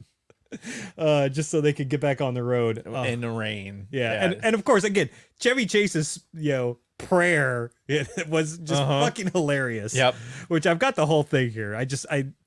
I love this so much. It's like, oh God, ease our suffering in this one moment of great despair. Yea, admit this good and decent woman into thine arms in the flock in thine heavenly area up there. And Moab he laid its down by the band of the Canaanites. And yea, though the Hindus speak of karma, I implore you, give her a break. And then of course when the mom started talking, she's like, Lord, we love this woman with all of our hearts. I was like, let's not overdo it. Shut up. Shut up. Just that whole part with the fucking her death sequence and them just leaving her on the fucking back porch. Oh, fucking hilarious. It is a good part. Yeah. Terrible taste. Poor taste. I don't know if even you could get away with that today. But fuck. Probably not. Honestly, probably not. And then the whole bit with fucking going in California, right? Mm-hmm. Supposed to be in California. Yeah. You're going to go to a store in California and buy a realistic looking BB gun? Maybe in 1983. Yeah, in 83, yeah. Like, well, you got to remember too, in fucking the 80s, toy guns looked real. Oh yeah, I know. That's why kids were getting shot and killed by cops, because they point their toy guns that looked real at fucking cops and Well, that happened in California, not in the East Coast, believe it or not. right. Well, I'm just saying. I read like, about that shit on the news. Not like we actually would shoot each other with BB guns. Oh yeah. I'm just saying, like back in the 80s, that like I am not surprised whatsoever that he was able to buy that. Something you definitely could not do, like in this day and age. No, hell no. Like fucking Jersey, don't you need a fucking permit to get a BB gun? You can't. Well, I don't even know. If I was to have owned a BB gun in New Jersey, No, I haven't bought a BB gun in New Jersey. Yeah, like I think you have to actually have a permit here I've now never for that. purchased one in New Jersey. Yeah. I have a firearms license. Sure. So I could buy one. Right. But I have a firearms license and it's a BB gun. Mm-hmm. Dude, I have to do when we were down in Greenville. I brought back the fucking some great fucking pellet guns. Yeah, I was there when you bought them. Oh yeah. Yeah, you bought like 3 of them and brought them back in your suitcase, right? In my golf bag. Yeah, at the fucking the big Bass Pro Shop. that fucking massive Bass Pro Shop they had. Man, it was fun. Memories. So, all right, can we talk about the alternative ending? Sure. All right. So I did not know this at all until I started doing research for the show. So in the main ending, he gets the BB gun and he holds up fucking John Candy and basically makes him take him on all the rides. Right. So I'm just going to read to you verbatim what it says about the alternative ending. In the original ending of the film, consisted of the Griswold family, after seeing that Wally World is closed, going to the Hollywood house of Roy Wally. Clark points a BB gun at Wally, then forces him, a security guard, and Wally's business associates to sing and dance Wally World's theme song before the police arrive to arrest Clark. The girl in the red Ferrari then arrives, and it turns out she is Roy Wally's daughter, and she convinces him not to press charges against Clark. On the plane ride home, the Griswolds realize they are on the wrong flight. Clark snaps and hijacks the plane. This did not go over well with test audiences, and the scenes in the park with John Candy were a last-minute alternate ending that was filmed over 2 weeks, 4 months after primary production ended. Huh. The original ending was deleted and is believed to be lost. However, Chevy Chase says that he has a videotape of the movie with the original ending. Huh. Yeah. How fucking weird would that ending have been? Like, they never got to the park. They just fucking make Roy Wally and his associates sing the fucking Wally World song. You missed the whole gunpoint. The Chariots of Fire thing, which I could have done without anyway. Yeah, and I guess anybody watching it today probably wouldn't even understand that reference. Right, exactly. I barely understand it. Oh, everybody from that time remembers the Chariots of Fire theme. I know, but still, it was. Our generation knows it because it was a thing. Yeah, I never actually saw the movie. I knew the song, and I just remember the dudes running on the beach. Dun, dun, dun, dun, dun, Yeah. Dun, dun, dun, dun, dun, dun. The moose out front should have told you. Yeah, like that whole. I don't know that I can understand why test audiences wouldn't have liked that. Yeah, because I think the stuff with John Candy in the park. It was and good. Showing the stuff in the park and riding the rides and stuff like that. I thought that was all good. Yeah. Which apparently a lot of the cast got sick because they had to ride the rides over and over again for multiple takes. God. And apparently they were all getting sick. That's fucking hilarious. But yeah, I can see that. Like, okay, take 24. Like, oh, bruh. Like, all right, we're going to need you to not throw up on this one. Like, all right, well, then don't do it because I'm going to throw up. Yeah. Take 57. Here we go. I liked all the John Candy stuff. Believable that there's one security guard, probably not, or two security guards. Yeah. Sure, for the entire park, maybe. I Yeah. guess giant parking lot. That was like how big that parking lot was. Like, So the parking lot itself for Magic Mountain is that big, but that shot, the exterior shot with the parking lot, that was a different location. That was not Magic Mountain. oh wow, okay. Yeah, it was like some racetrack that they superimposed the fucking rides in the background in. Ah, Yeah. God, movie magic, man. Gotta love it. Yep. Yeah, because that was a monster fucking parking lot. Yeah. This fucking fly. Do we have the gun in here? I haven't seen it. I don't see it either. Yeah. Anyway. This fly's going to fucking die. So one way or the no, other. I saw that about the original ending and I'm like, Jesus, that's so much different. And the fact that this is a good point. Lunar Girl brings up with the Scottish. You're talking about Lockerbie? Was Lockerbie in 1982? maybe, yeah, that would have just been in poor taste. The whole hijacking of the plane. Let's see. Lockerbie. shit, they still even recently had that was 88. Pan Am Flight 103 was in 1988. Was it that late? Apparently. Wasn't there another high profile like bombing or hijacking in like the late 70s, early 80s? I mean, there was a bunch of them, man. There was a TWA hijack. Was it TWA? There was a hijacking. Because there was a fairly famous picture of the pilots kind of leaned out the window and the guy's got a gun to his head. Shit, what was that? 1980 hijackings. This is gonna. God only knows what this is gonna bring up. Spell hijack. HIJACK. Hijacking. Indian airline. No. What? List of aircraft hijackings. Here we go. Yeah. Dude, this is longer than you would expect. Okay, so You'd be surprised. I mean, wasn't the shit pretty rampant in the 70s and 80s? yeah, it was. Let's see. In some India ones, you had a Kuwait flights.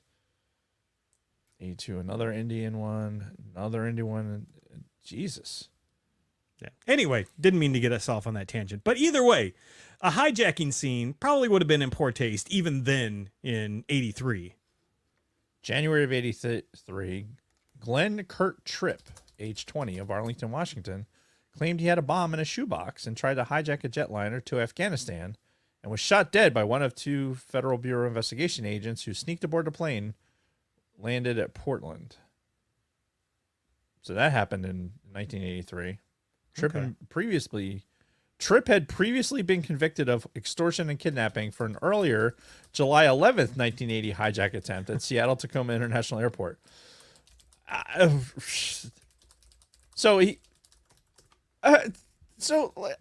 What? What? So as much trouble as they would give me getting on fucking airplanes, just getting on airplanes, they let this motherfucker attempt a hijacking, and then 3 years later, they fucking let him get on a goddamn airplane again. And what does he do? He fucking hijacks it. It was a different time, man. Holy fuck, dude. Dude, it was a different time all the way into the fucking 90s. When I worked at the airport, it still was like that. Yeah. There was no security. Like when I was an airport employee, I could walk right into the fucking through the door in the bag room, right onto the flight line. Yeah. I had to. It was a fucking cipher lock door, chung chung, right onto the flight line. Like there was. I didn't have to go through a metal detector. I could go enter the flight line, enter the office area, and then from there I could go right into the terminal. I could go and my idea, I could get in a bonded area, dude. It was fucking. Anyway, the tangent of the episode. Yes, thanks. God damn it. Yeah. So anyway, you got anything else on vacation? I know we've kind of blasted through a lot of this. Like I said, I didn't take notes start to finish. I just didn't have time to watch it a second time, but like I enjoyed it rewatching it again, but it's one of those ones where I think that if you weren't us, like younger generations, I don't think would appreciate it. Like which makes me glad that we didn't actually do the Fathom event for it, because the Fathom event is this week or this weekend, something like that we were originally going to go to. Oh, I thought it was this past weekend. No, I think it's this coming week. But anyway, because remember, we weren't supposed to do this until next week originally. Either way, I don't remember. Like the original plan was like for me to bring all 5 of my family members and you and Kathy. And I think if we'd have done that, it probably wouldn't have been as enjoyable as we thought. Like, yeah. I don't think the kids would have really gotten into it. Might have been awkward at points. And definitely would have been awkward. Like, oh, wow. Yeah, she's naked. Yeah. Just stop looking, kids. Yeah. So not really something that I think we should have done, which is good. Yeah, it worked out. And I think for me, a lot of it's just the nostalgia of this, and again, some funny scenes that were funny at the time, but yeah, I don't think this holds up to today's comedy standards. No, not at all. I mean, you have, oh god, we didn't even talk about like the whole desert thing. Oh yeah, him walking through the desert. Desert sequence, the fucking you have. It brings to mind. So when you're watching it now, and this is something that I find humorous because I see memes about it all the time. But you look at pictures from the 80s of kids in high school, right? And how they look like they're fucking in their mid 30s. Yeah. Right? It's the absolute fucking truth. I feel like even present day, sans gray hair, I still don't look as old as some of these fucking kids in high school did in the fucking mid 80s in their fucking yearbook pictures. It's just fucking weird. You see videos and of these kids like, what the fuck? Like Rusty, right? How old was Anthony Michael Hall? I think it was like 15 when they filmed this. Does he look like a 15-year-old? No, he doesn't. Well, and Not at all. And he had a growth spurt during filming too, where like in the beginning of the movie, he was like about Beverly D'Angelo's height, maybe a little bit shorter. Then when they did those reshoots at the end at Wally World, he like towered over her. And then, like when he's having a beer, it's another thing you couldn't do in today's movies. Oh right? yeah, you're gonna share a beer with a kid. Yeah, you're gonna openly do that. Like that's something that was done right here. Like go to a party, and oh hey, we're home, we're adults. Like yeah, sure, have a beer. Yeah, like it's fine. No, these days you can't fucking do that. And it's a shame. It really is. But this is a movie to the gateway of a different time. Chantal mentions that's why she gives the cast of Grease a pass because they just look fucking older, and I can't. Like I know I had even going through high school, I know I had like a baby face.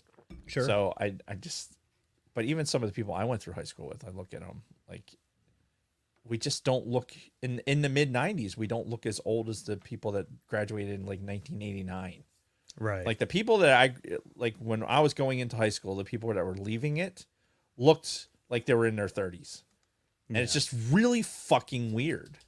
It's really weird. Must have something to do with Aquanet. I gotta believe. Like somebody look into this conspiracy theory. My dad still has cans of Aquanet in his bathroom. You're shitting me. Hell no. That same old fucking purple can. Oh the my real God. tall fucking. Yeah. Oh yeah. My dad still uses that shit. Aquanet. Yeah, man. Your dad has hair? He does. Huh. That's interesting. Yeah. That's usually a male genetic trait. Well, no, if I grew out my hair, I'd have about as much as him. Okay. But he's never shaved it or anything, so he's kept it longish over the years to do something with it. And Aquanet. And to drench it in Aquanet. Yeah. So Pop My Culture, her dad still uses Aquanet too. Oh hell yeah. Yeah, I think that there's a relationship between Aquanet and like because I think about it, how much Aquanet and CFCs were released. Like if there is global warming, right? Oh yeah, it's all those fuckers. It's all their fault. It has to be. How many cans of Aquanet were sold per capita, and of those cans that were used on all that big hair, all that giant big hair, like in every fucking yearbook from 1985 to 1990. Yeah. Right. How much Aquanet was used per capita. And it must have just aged them prematurely. Yeah, and that's why we had a hole in the ozone layer for the longest time. Yes. From fucking big hair. Yep. That's what it was.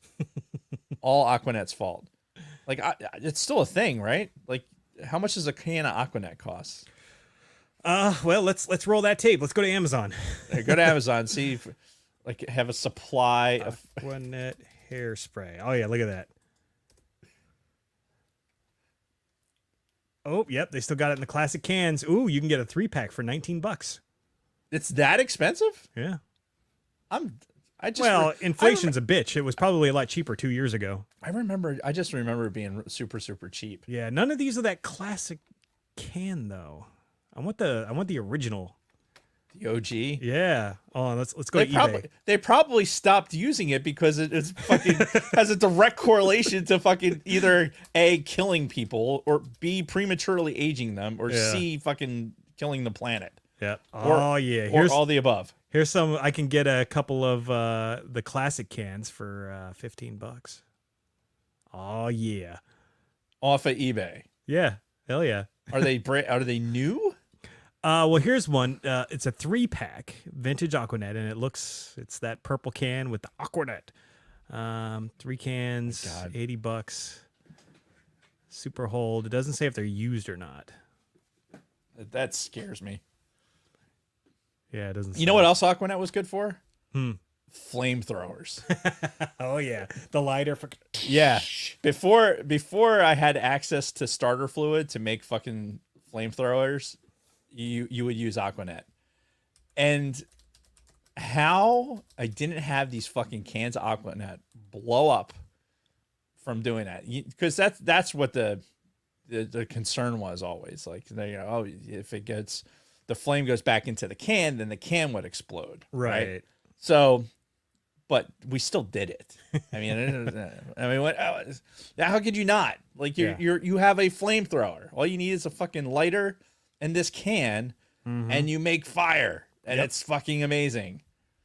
And yeah, we had some pyros in my neighborhood growing up. We did. Oh, I mean, as kids, it just comes naturally. Well, we had as young boys. No. We had a legitimate arsonist in our fucking neighborhood, right? And guess what? As fits the motif, he was a member of the fire department. Oh, go figure. Yeah. So we had this. This is like a sidebar of sidebars because vacation. We're kind of done with vacation. You're right. This is more just about growing up in the 80s. It is. So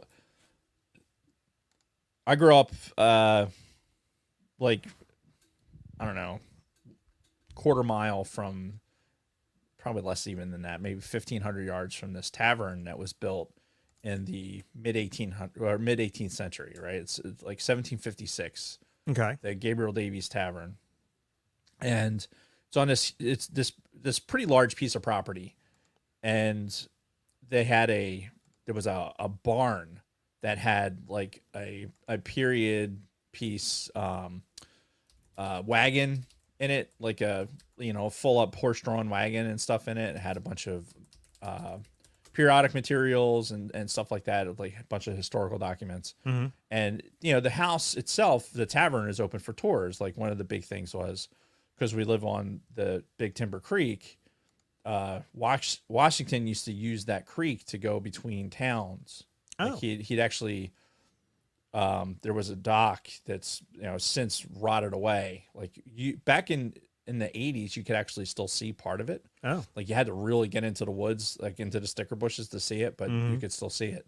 But yeah, that he pulled up to that dock, and then we'd go up, and he'd spent nights in that tavern. So it's pretty fucking cool. That's one of the cool things about being in this area. Yeah, a lot of history here. Yeah. And I played in these woods where the fucking shit like this happened. So, but we also started a lot of fires back there. Just built forts and shit like that. Yeah. But the one kid, he was a few grades up. What ended up happening, that stable that was next to the tavern, there was a huge fire, right? Multiple alarm fire.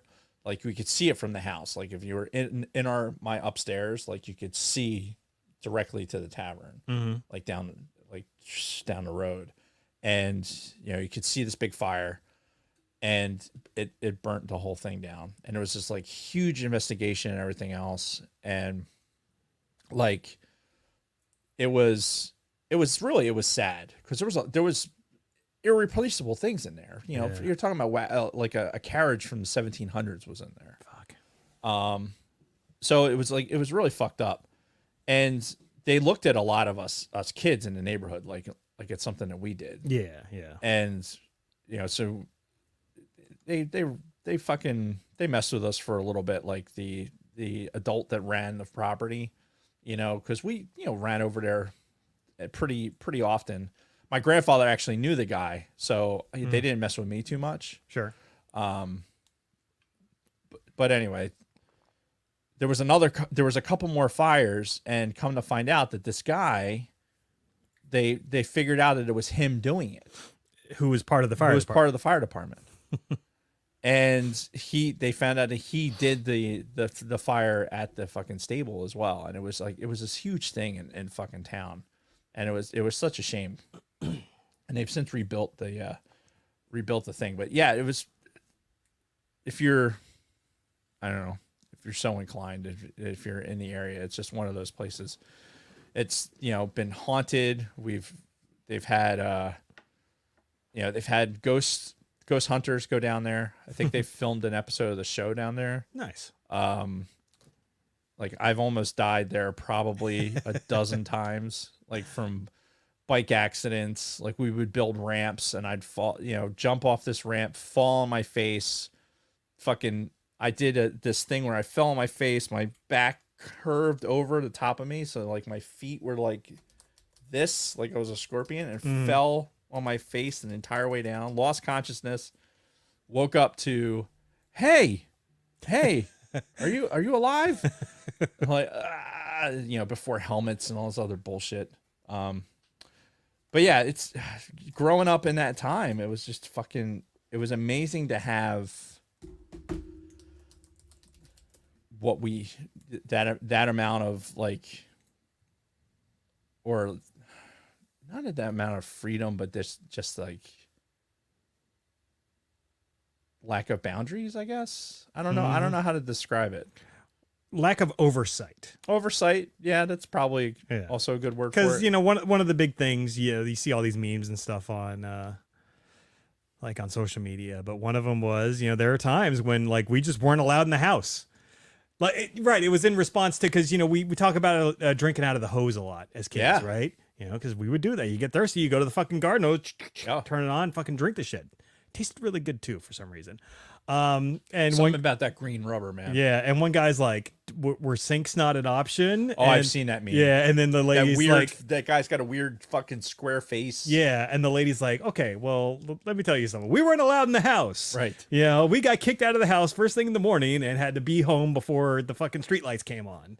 So what the fuck else are you gonna do? Right. You're gonna. There's a supply of water. There's no water bottles. There's no like, oh, here's this infinite source. I drank out of the creek when I was a kid. Like it was ill-advised. Definitely shouldn't have done that. May or may not have anything to do with what's fucking wrong with me now. But yeah, fucking hose water was fucking delicious. Yeah. Especially when you're God, I'm so thirsty. Let's go to Tommy's house and fucking like, is your hose turned on? Yeah. You take turns, at the hose. Yeah. And that's just what you did. Yeah. Yeah. Like you didn't go inside. I'm going to go inside and get a bottle of water or a glass of water or anything. Like, no, get out of here. What are you doing here? Yeah, no, fucking stayed outside as long as you possibly could. And those days were the fucking best. Like, I'm going to be in the woods all day. How many ticks are you going to get? All of them. I'm going to get all the ticks. That was one thing I never had to deal with where I grew up. Ticks weren't a thing. All the fucking ticks. Dude. In the woods, in this fucking South Jersey woods, right? We didn't have deer ticks. Like there was deer kind of floating around, not as many. There wasn't as many houses, right? There's definitely like the neighborhoods that I grew up in are older neighborhoods, but there wasn't as many houses. And there was more woods. And we had regular ticks, but we didn't have like deer ticks. So nobody was getting, if they were getting Lyme disease, we didn't know about it. It was just a regular tick that you had to you went through the whole process of the tweezers, followed shortly by the mom's cigarette to fucking make sure that it's just fucking dead. Yeah. Yeah, I that's one thing, like as many ticks I had on me, and I would fucking buzz cut my hair every summer because I spent so much time in the woods that so you could see ticks easier. Yeah, no, legitimately, like that was all about it, because it was prolific, and that's just what he did. Like, all right, it's time for my summer short haircut, and then. Yeah, that was what that was for. It was the worst when it got on your like ear or something, and it was just like, oh my god, it's fucking pulling at it.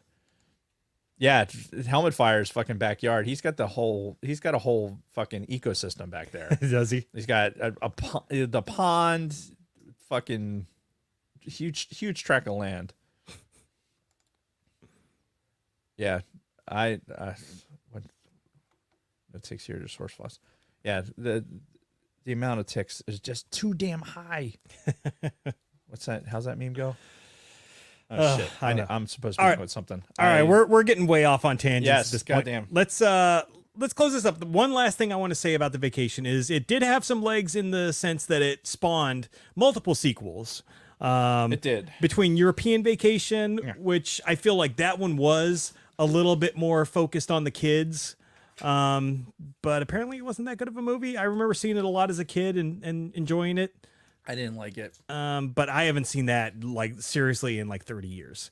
I think I watched part of it just for nostalgia purposes because it was I think we brought it because we said the big kid look kids or it's like the Big Ben Parliament thing. Yeah.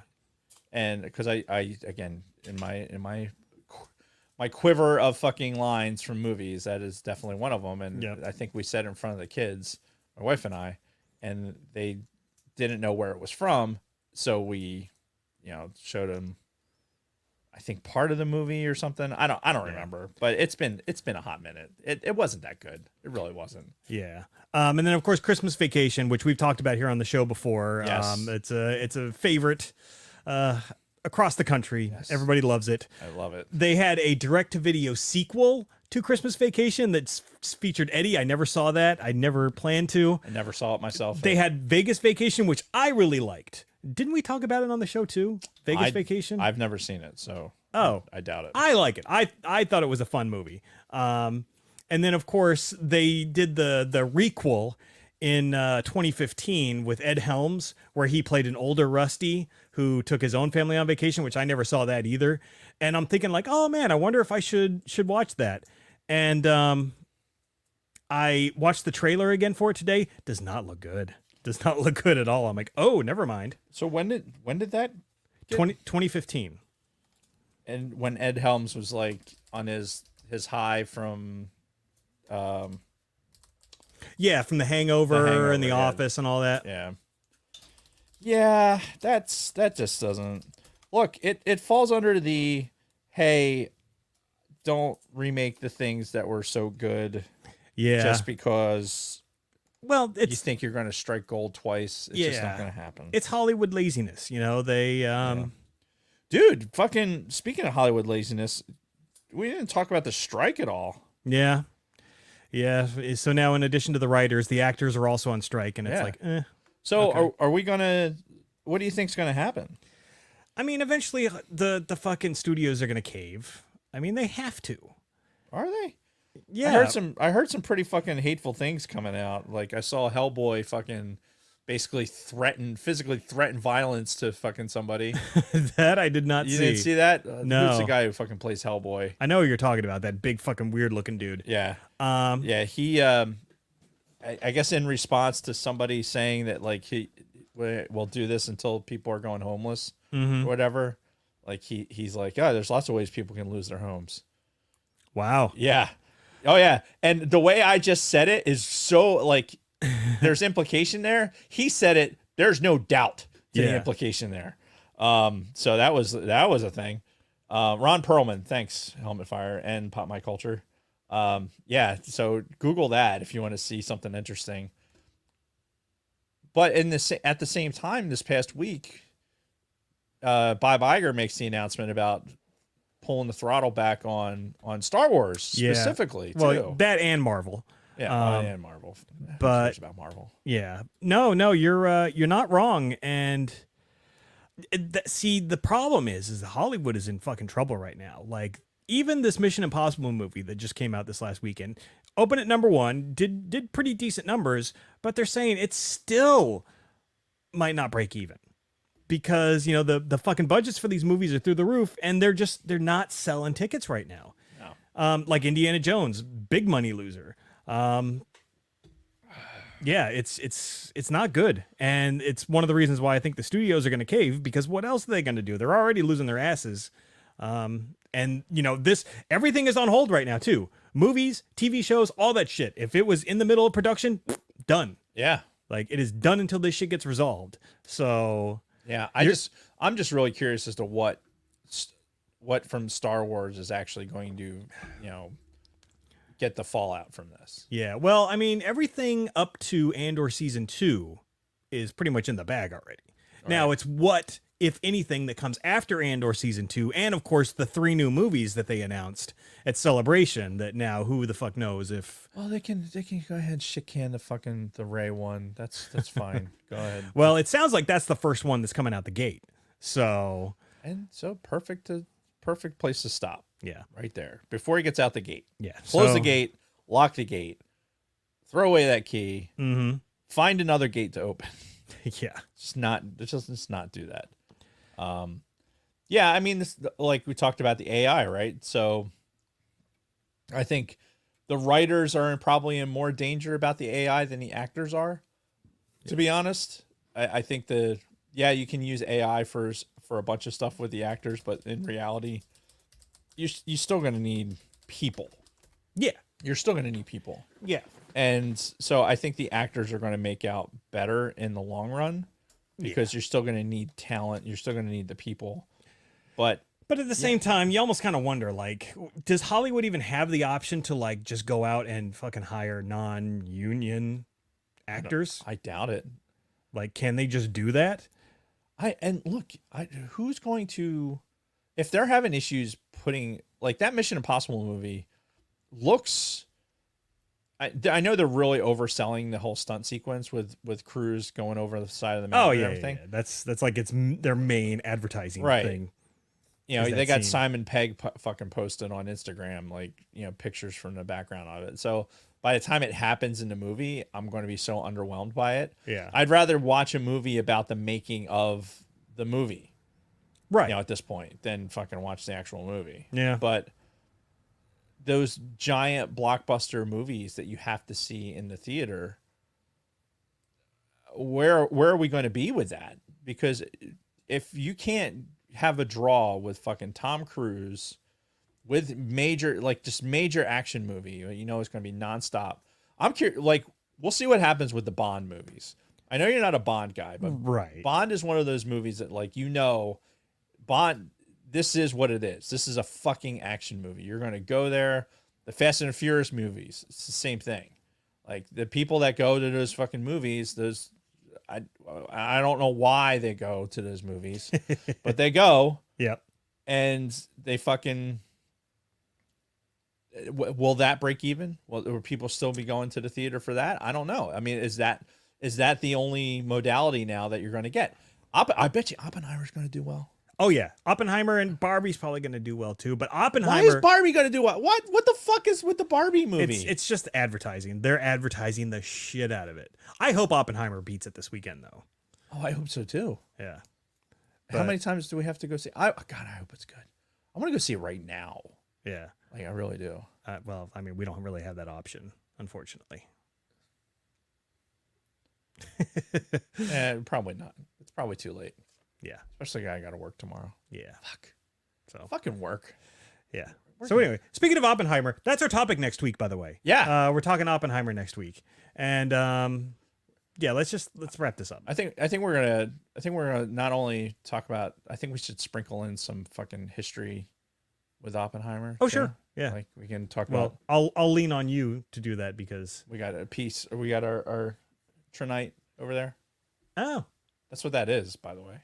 really? In that piece of that square. That's right. I do recall you talking about that. Yeah, that's from the Trinity site. Okay. All right. Well, more on that next week. Yeah. I don't know if you can see it in the, there's a square behind my head of yeah, fucking Barbie. All right. Let's wrap this up because there she is, Miss Lopez. Hello. Hello. Hey. So before I forget, I guess you do need to sing happy birthday today to a friend of ours. I can't start with happy birthday. Okay, but I just wanted to remind you so you don't okay. forget. Okay, that's fine. Yeah. I have to warm up. There's a vocal range that has to happen. Oh, certainly. And I gotta warm that up. Yep. Nope. I totally get it. Oh. Oh my God. And she's back. Sorry, I had a hair in my mouth. I had a feeling you were going to say that. I'm all over the place today. Yeah. So we already did that. How about some Red 5 happenings? Yeah, let's do it. Yeah. Red 5 Network now has 27 active podcasts plus 8 for a grand total of 35. I'm 37. Plus 2.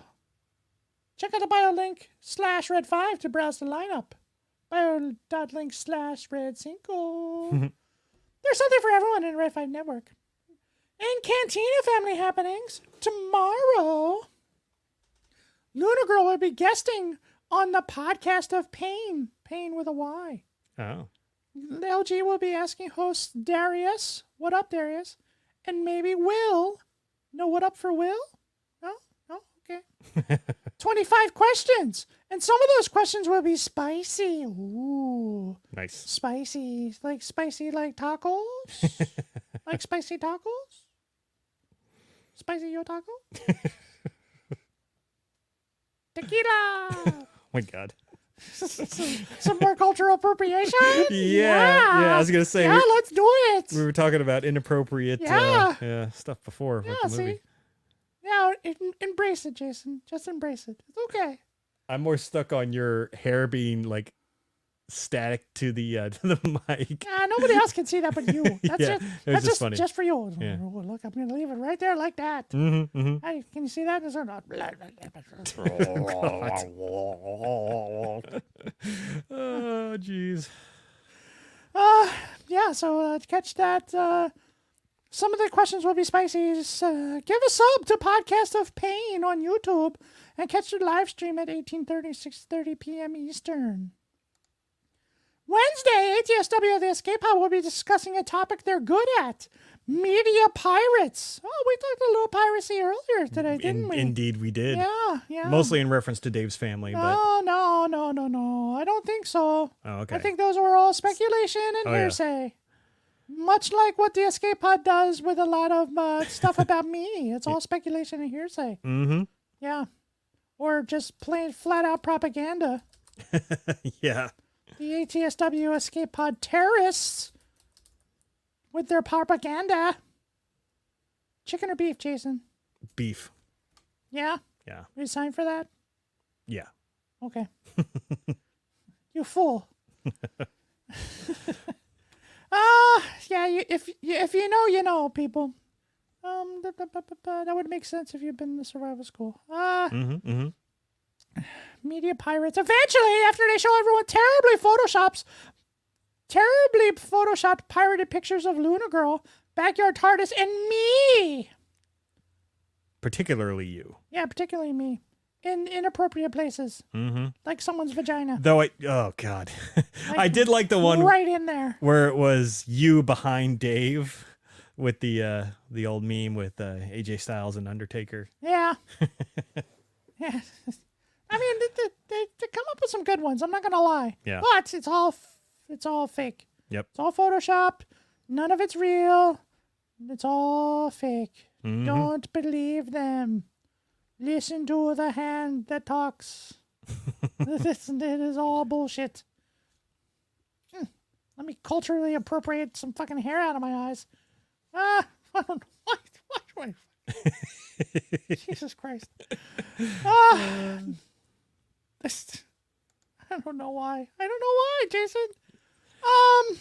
It's getting hot in here too, so. So kick off all your clothes. I am getting so hot. I'm gonna take my clothes off. They show everyone terribly Photoshop parodies of me. Yeah. Check out Thunder the Snooch, Brady McLovin, and Dragon Buddy on Wednesday on YouTube at 19:05, 7:05 p.m. Eastern. Hashtag Hustlers for Hennifer. Hashtag Dave is fine. Hashtag LG is not crazy. I'm not crazy. I'm No. not crazy, Jason. No, I'm definitely. not crazy. Definitely not. No, I'm not crazy. The hand puppet is not crazy. Mm-hmm. Nope. Sure not. I can almost see myself in my eyes. Look into my eyes. I can see the reflection. See it? Kind of? Oh, you probably of. can. It's a little far away for you. Yeah. Nope. All I Okay, see is I'd get closer, but my your wide eyes staring at me. yes. Do you dream about it, Jason? No, I do not. Do you dream about it? Maybe nightmares, but that's about it. Nightmares are dreams too, Jason. I know. I'm so disturbed right now. You should be. On Saturday, speaking of disturbing, on Saturday, Stranger Things has happened. Why do I keep having to put the hair out of my eyes? It has nothing to do with what's going on. I can still read because they're not real eyes. Why, Jason? I have no Why? fucking idea. My God. No fucking idea. Saturday, Stranger Things has happened. Continues their first watch journey with season 3, chapter 3. The case of the missing lifeguard. He drowned. He probably drowned. I mean, it is a lifeguard. There's probably water. He probably drowned. Case solved. Check out Don Dallas Nuge, Lunar Girl, and Lunar Girl in the live chat Saturday at 2100, 9 p.m. Eastern, and see if I'm right about the drowning bit. It'd be really funny if I was. I have no idea about that show. I have no clue at all. Me either. So, and I would know a lot about it if I watched Stranger Things happen. So do it on 2100. And you would do it. Do it. Sunday, Use and Abuse will be talking about something, but they don't know yet. Oh, how exciting. Yeah. Join Scott and Kim. Nicole will be off on their new day and time at 2000, 8 p.m. Eastern on the YouTubes on Sunday. Yeah. Sunday! You can see my hair's in my eyes, Jason. Like I'm having trouble seeing.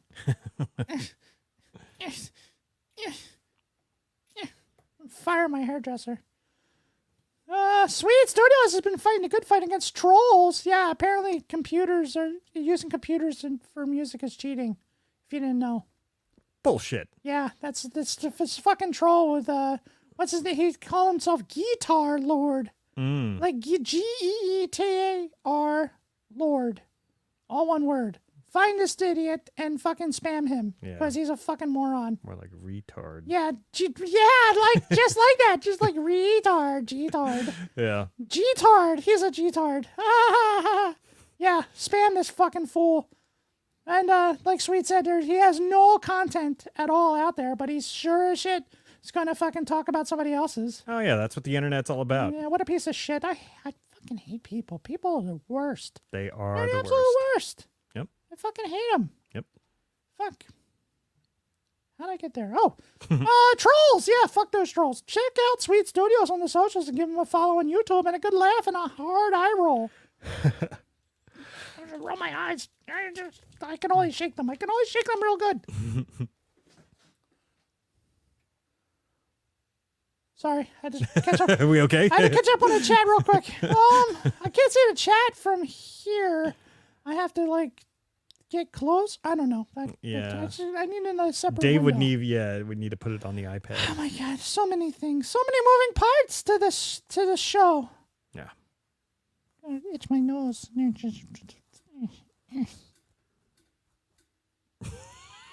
What? Nothing. Perfectly normal. Nothing at all. Nobody saw me itch my nose. Mm-hmm.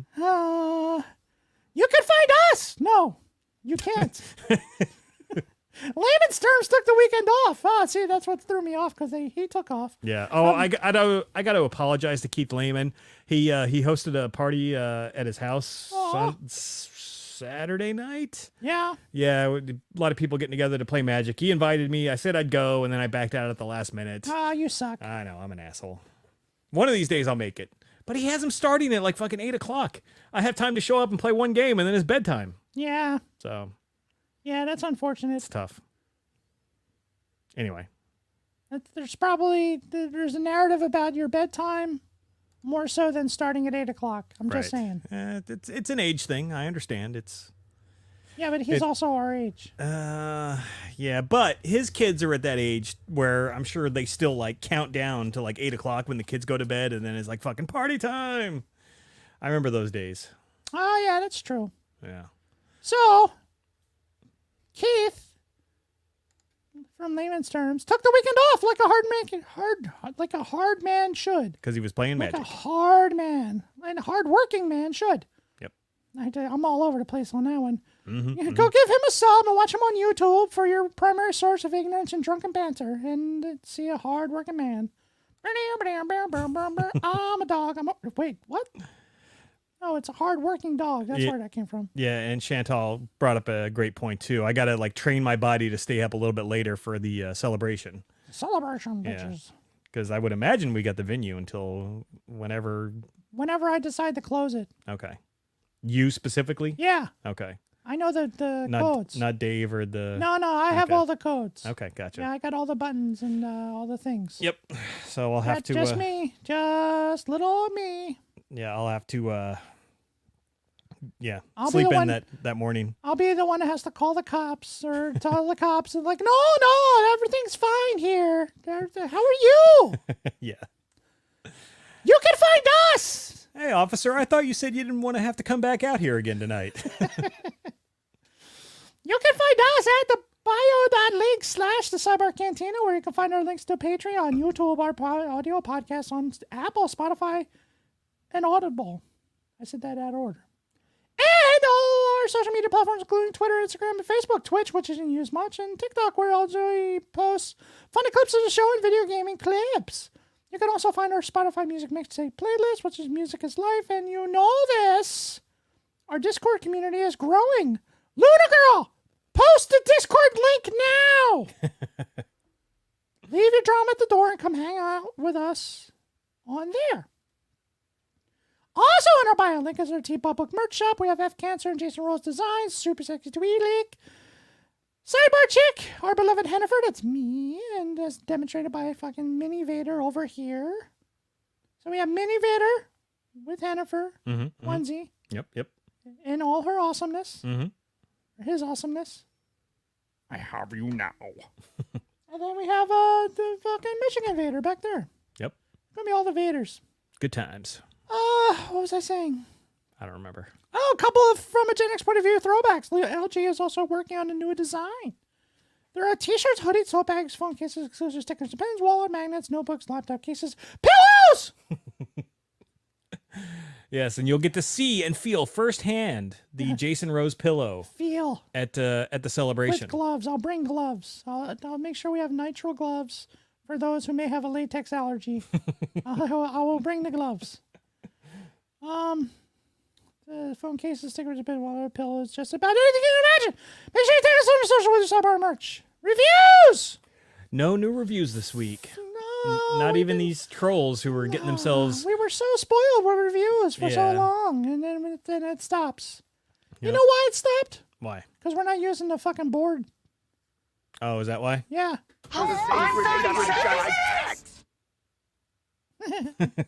It's so good. What's on the next page? What's on the second page? Well, the second page. If you do, you want me to do them one by one, or just like the Yeah, whole? just do the whole thing.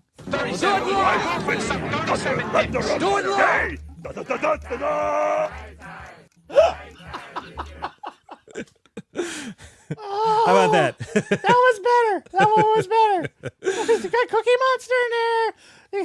You got a little nighttime. It's a nighttime. Yep. Yeah, that one was definitely better. Which I didn't hear. Yeah, that was in there too. There's been yeah. We need to use the board more. I've gotten feedback from the listeners. We need to use the board. I know. Yeah. Maybe I'll change it up. Maybe I'll do a whole new front page. Yeah. Maybe we need the fucking idiot over here to do more drops. Yeah, Some more drops. maybe. Yeah. The guy who fucking thinks he can fucking make money on his voice. Yeah, that's about right. That is about right. Leave us a 5-star review on Apple or Audible. Don't have an Apple or Audible account. Our Facebook page review feature too. You just screenshot your review before you hit done and DM us a pic on Instagram or Twitter. This is your chance to tell us your thoughts on our show. Jennifer Lopez or Hank or Edith or Mama or somebody phone will read your review word for word on our next episode. If you are listening to us on audio, please join us in the live channel Mondays. The chat is most definitely where it's at. If you're new to Sidebar, please subscribe, flick that bean, and select all to receive notifications when we go live. Remember to hit that like button. It really helps us out. And without further ado, Oh, sorry. we need to sing a song. Oh, that's right. Ready? Go for it. Ready on one. Happy birthday to you. Happy birthday to you. Happy birthday, dear Brady. Happy birthday to you. Yay. Wait, hold on. Thank you. There's so much of a delay. Yeah, I know. I tried to do that in my best Marilyn Monroe fucking happy birthday, Mr. President. Happy birthday to you. Oh. Oh, that's good. All right, I'm out. All Before I right. fucking start sweating to death. All right. We'll see you next week. Yeah, bye. Yeah. Oh, yeah, it is getting hot. Well, that's that. Yeah, Oppenheimer next week. And apparently no episode the week after.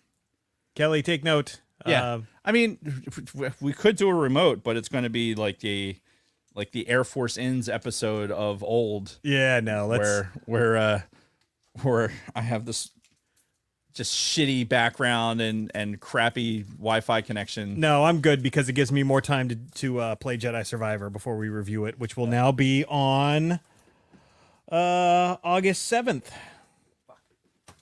Yeah. So, I got. you all right? Yeah. What was that? Jesus Christ. Dave's dying. Oh my God, it hurts. It hurts so bad. Yeah. What the fuck? All right. Are we ready to go? What the fuck is a shoot Hulu niffer? Cthulhu Niffer? I know Cthulhu's the weird squid god thing. How? How what? How do you know that that's what that is? It's a thing. It's from like old stories from times of yore. Okay. I don't know. It's a thing. All right. I'm just we'll just go with it. Yeah. Anywho, are we done? Yes. All right. Well, good night, everybody. Thank you for sticking with us this long in this weird smosh of a show. Yeah. Yeah. Well, you know what? That's our thing. Yeah, that's what we do. All right. Well, thank you for sticking with us, everybody. We'll see you next week when we talk about Oppenheimer. May have a guest. Depends on if he can make it or not. But until next time, Dave and everybody else, yeah, go fuck yourself.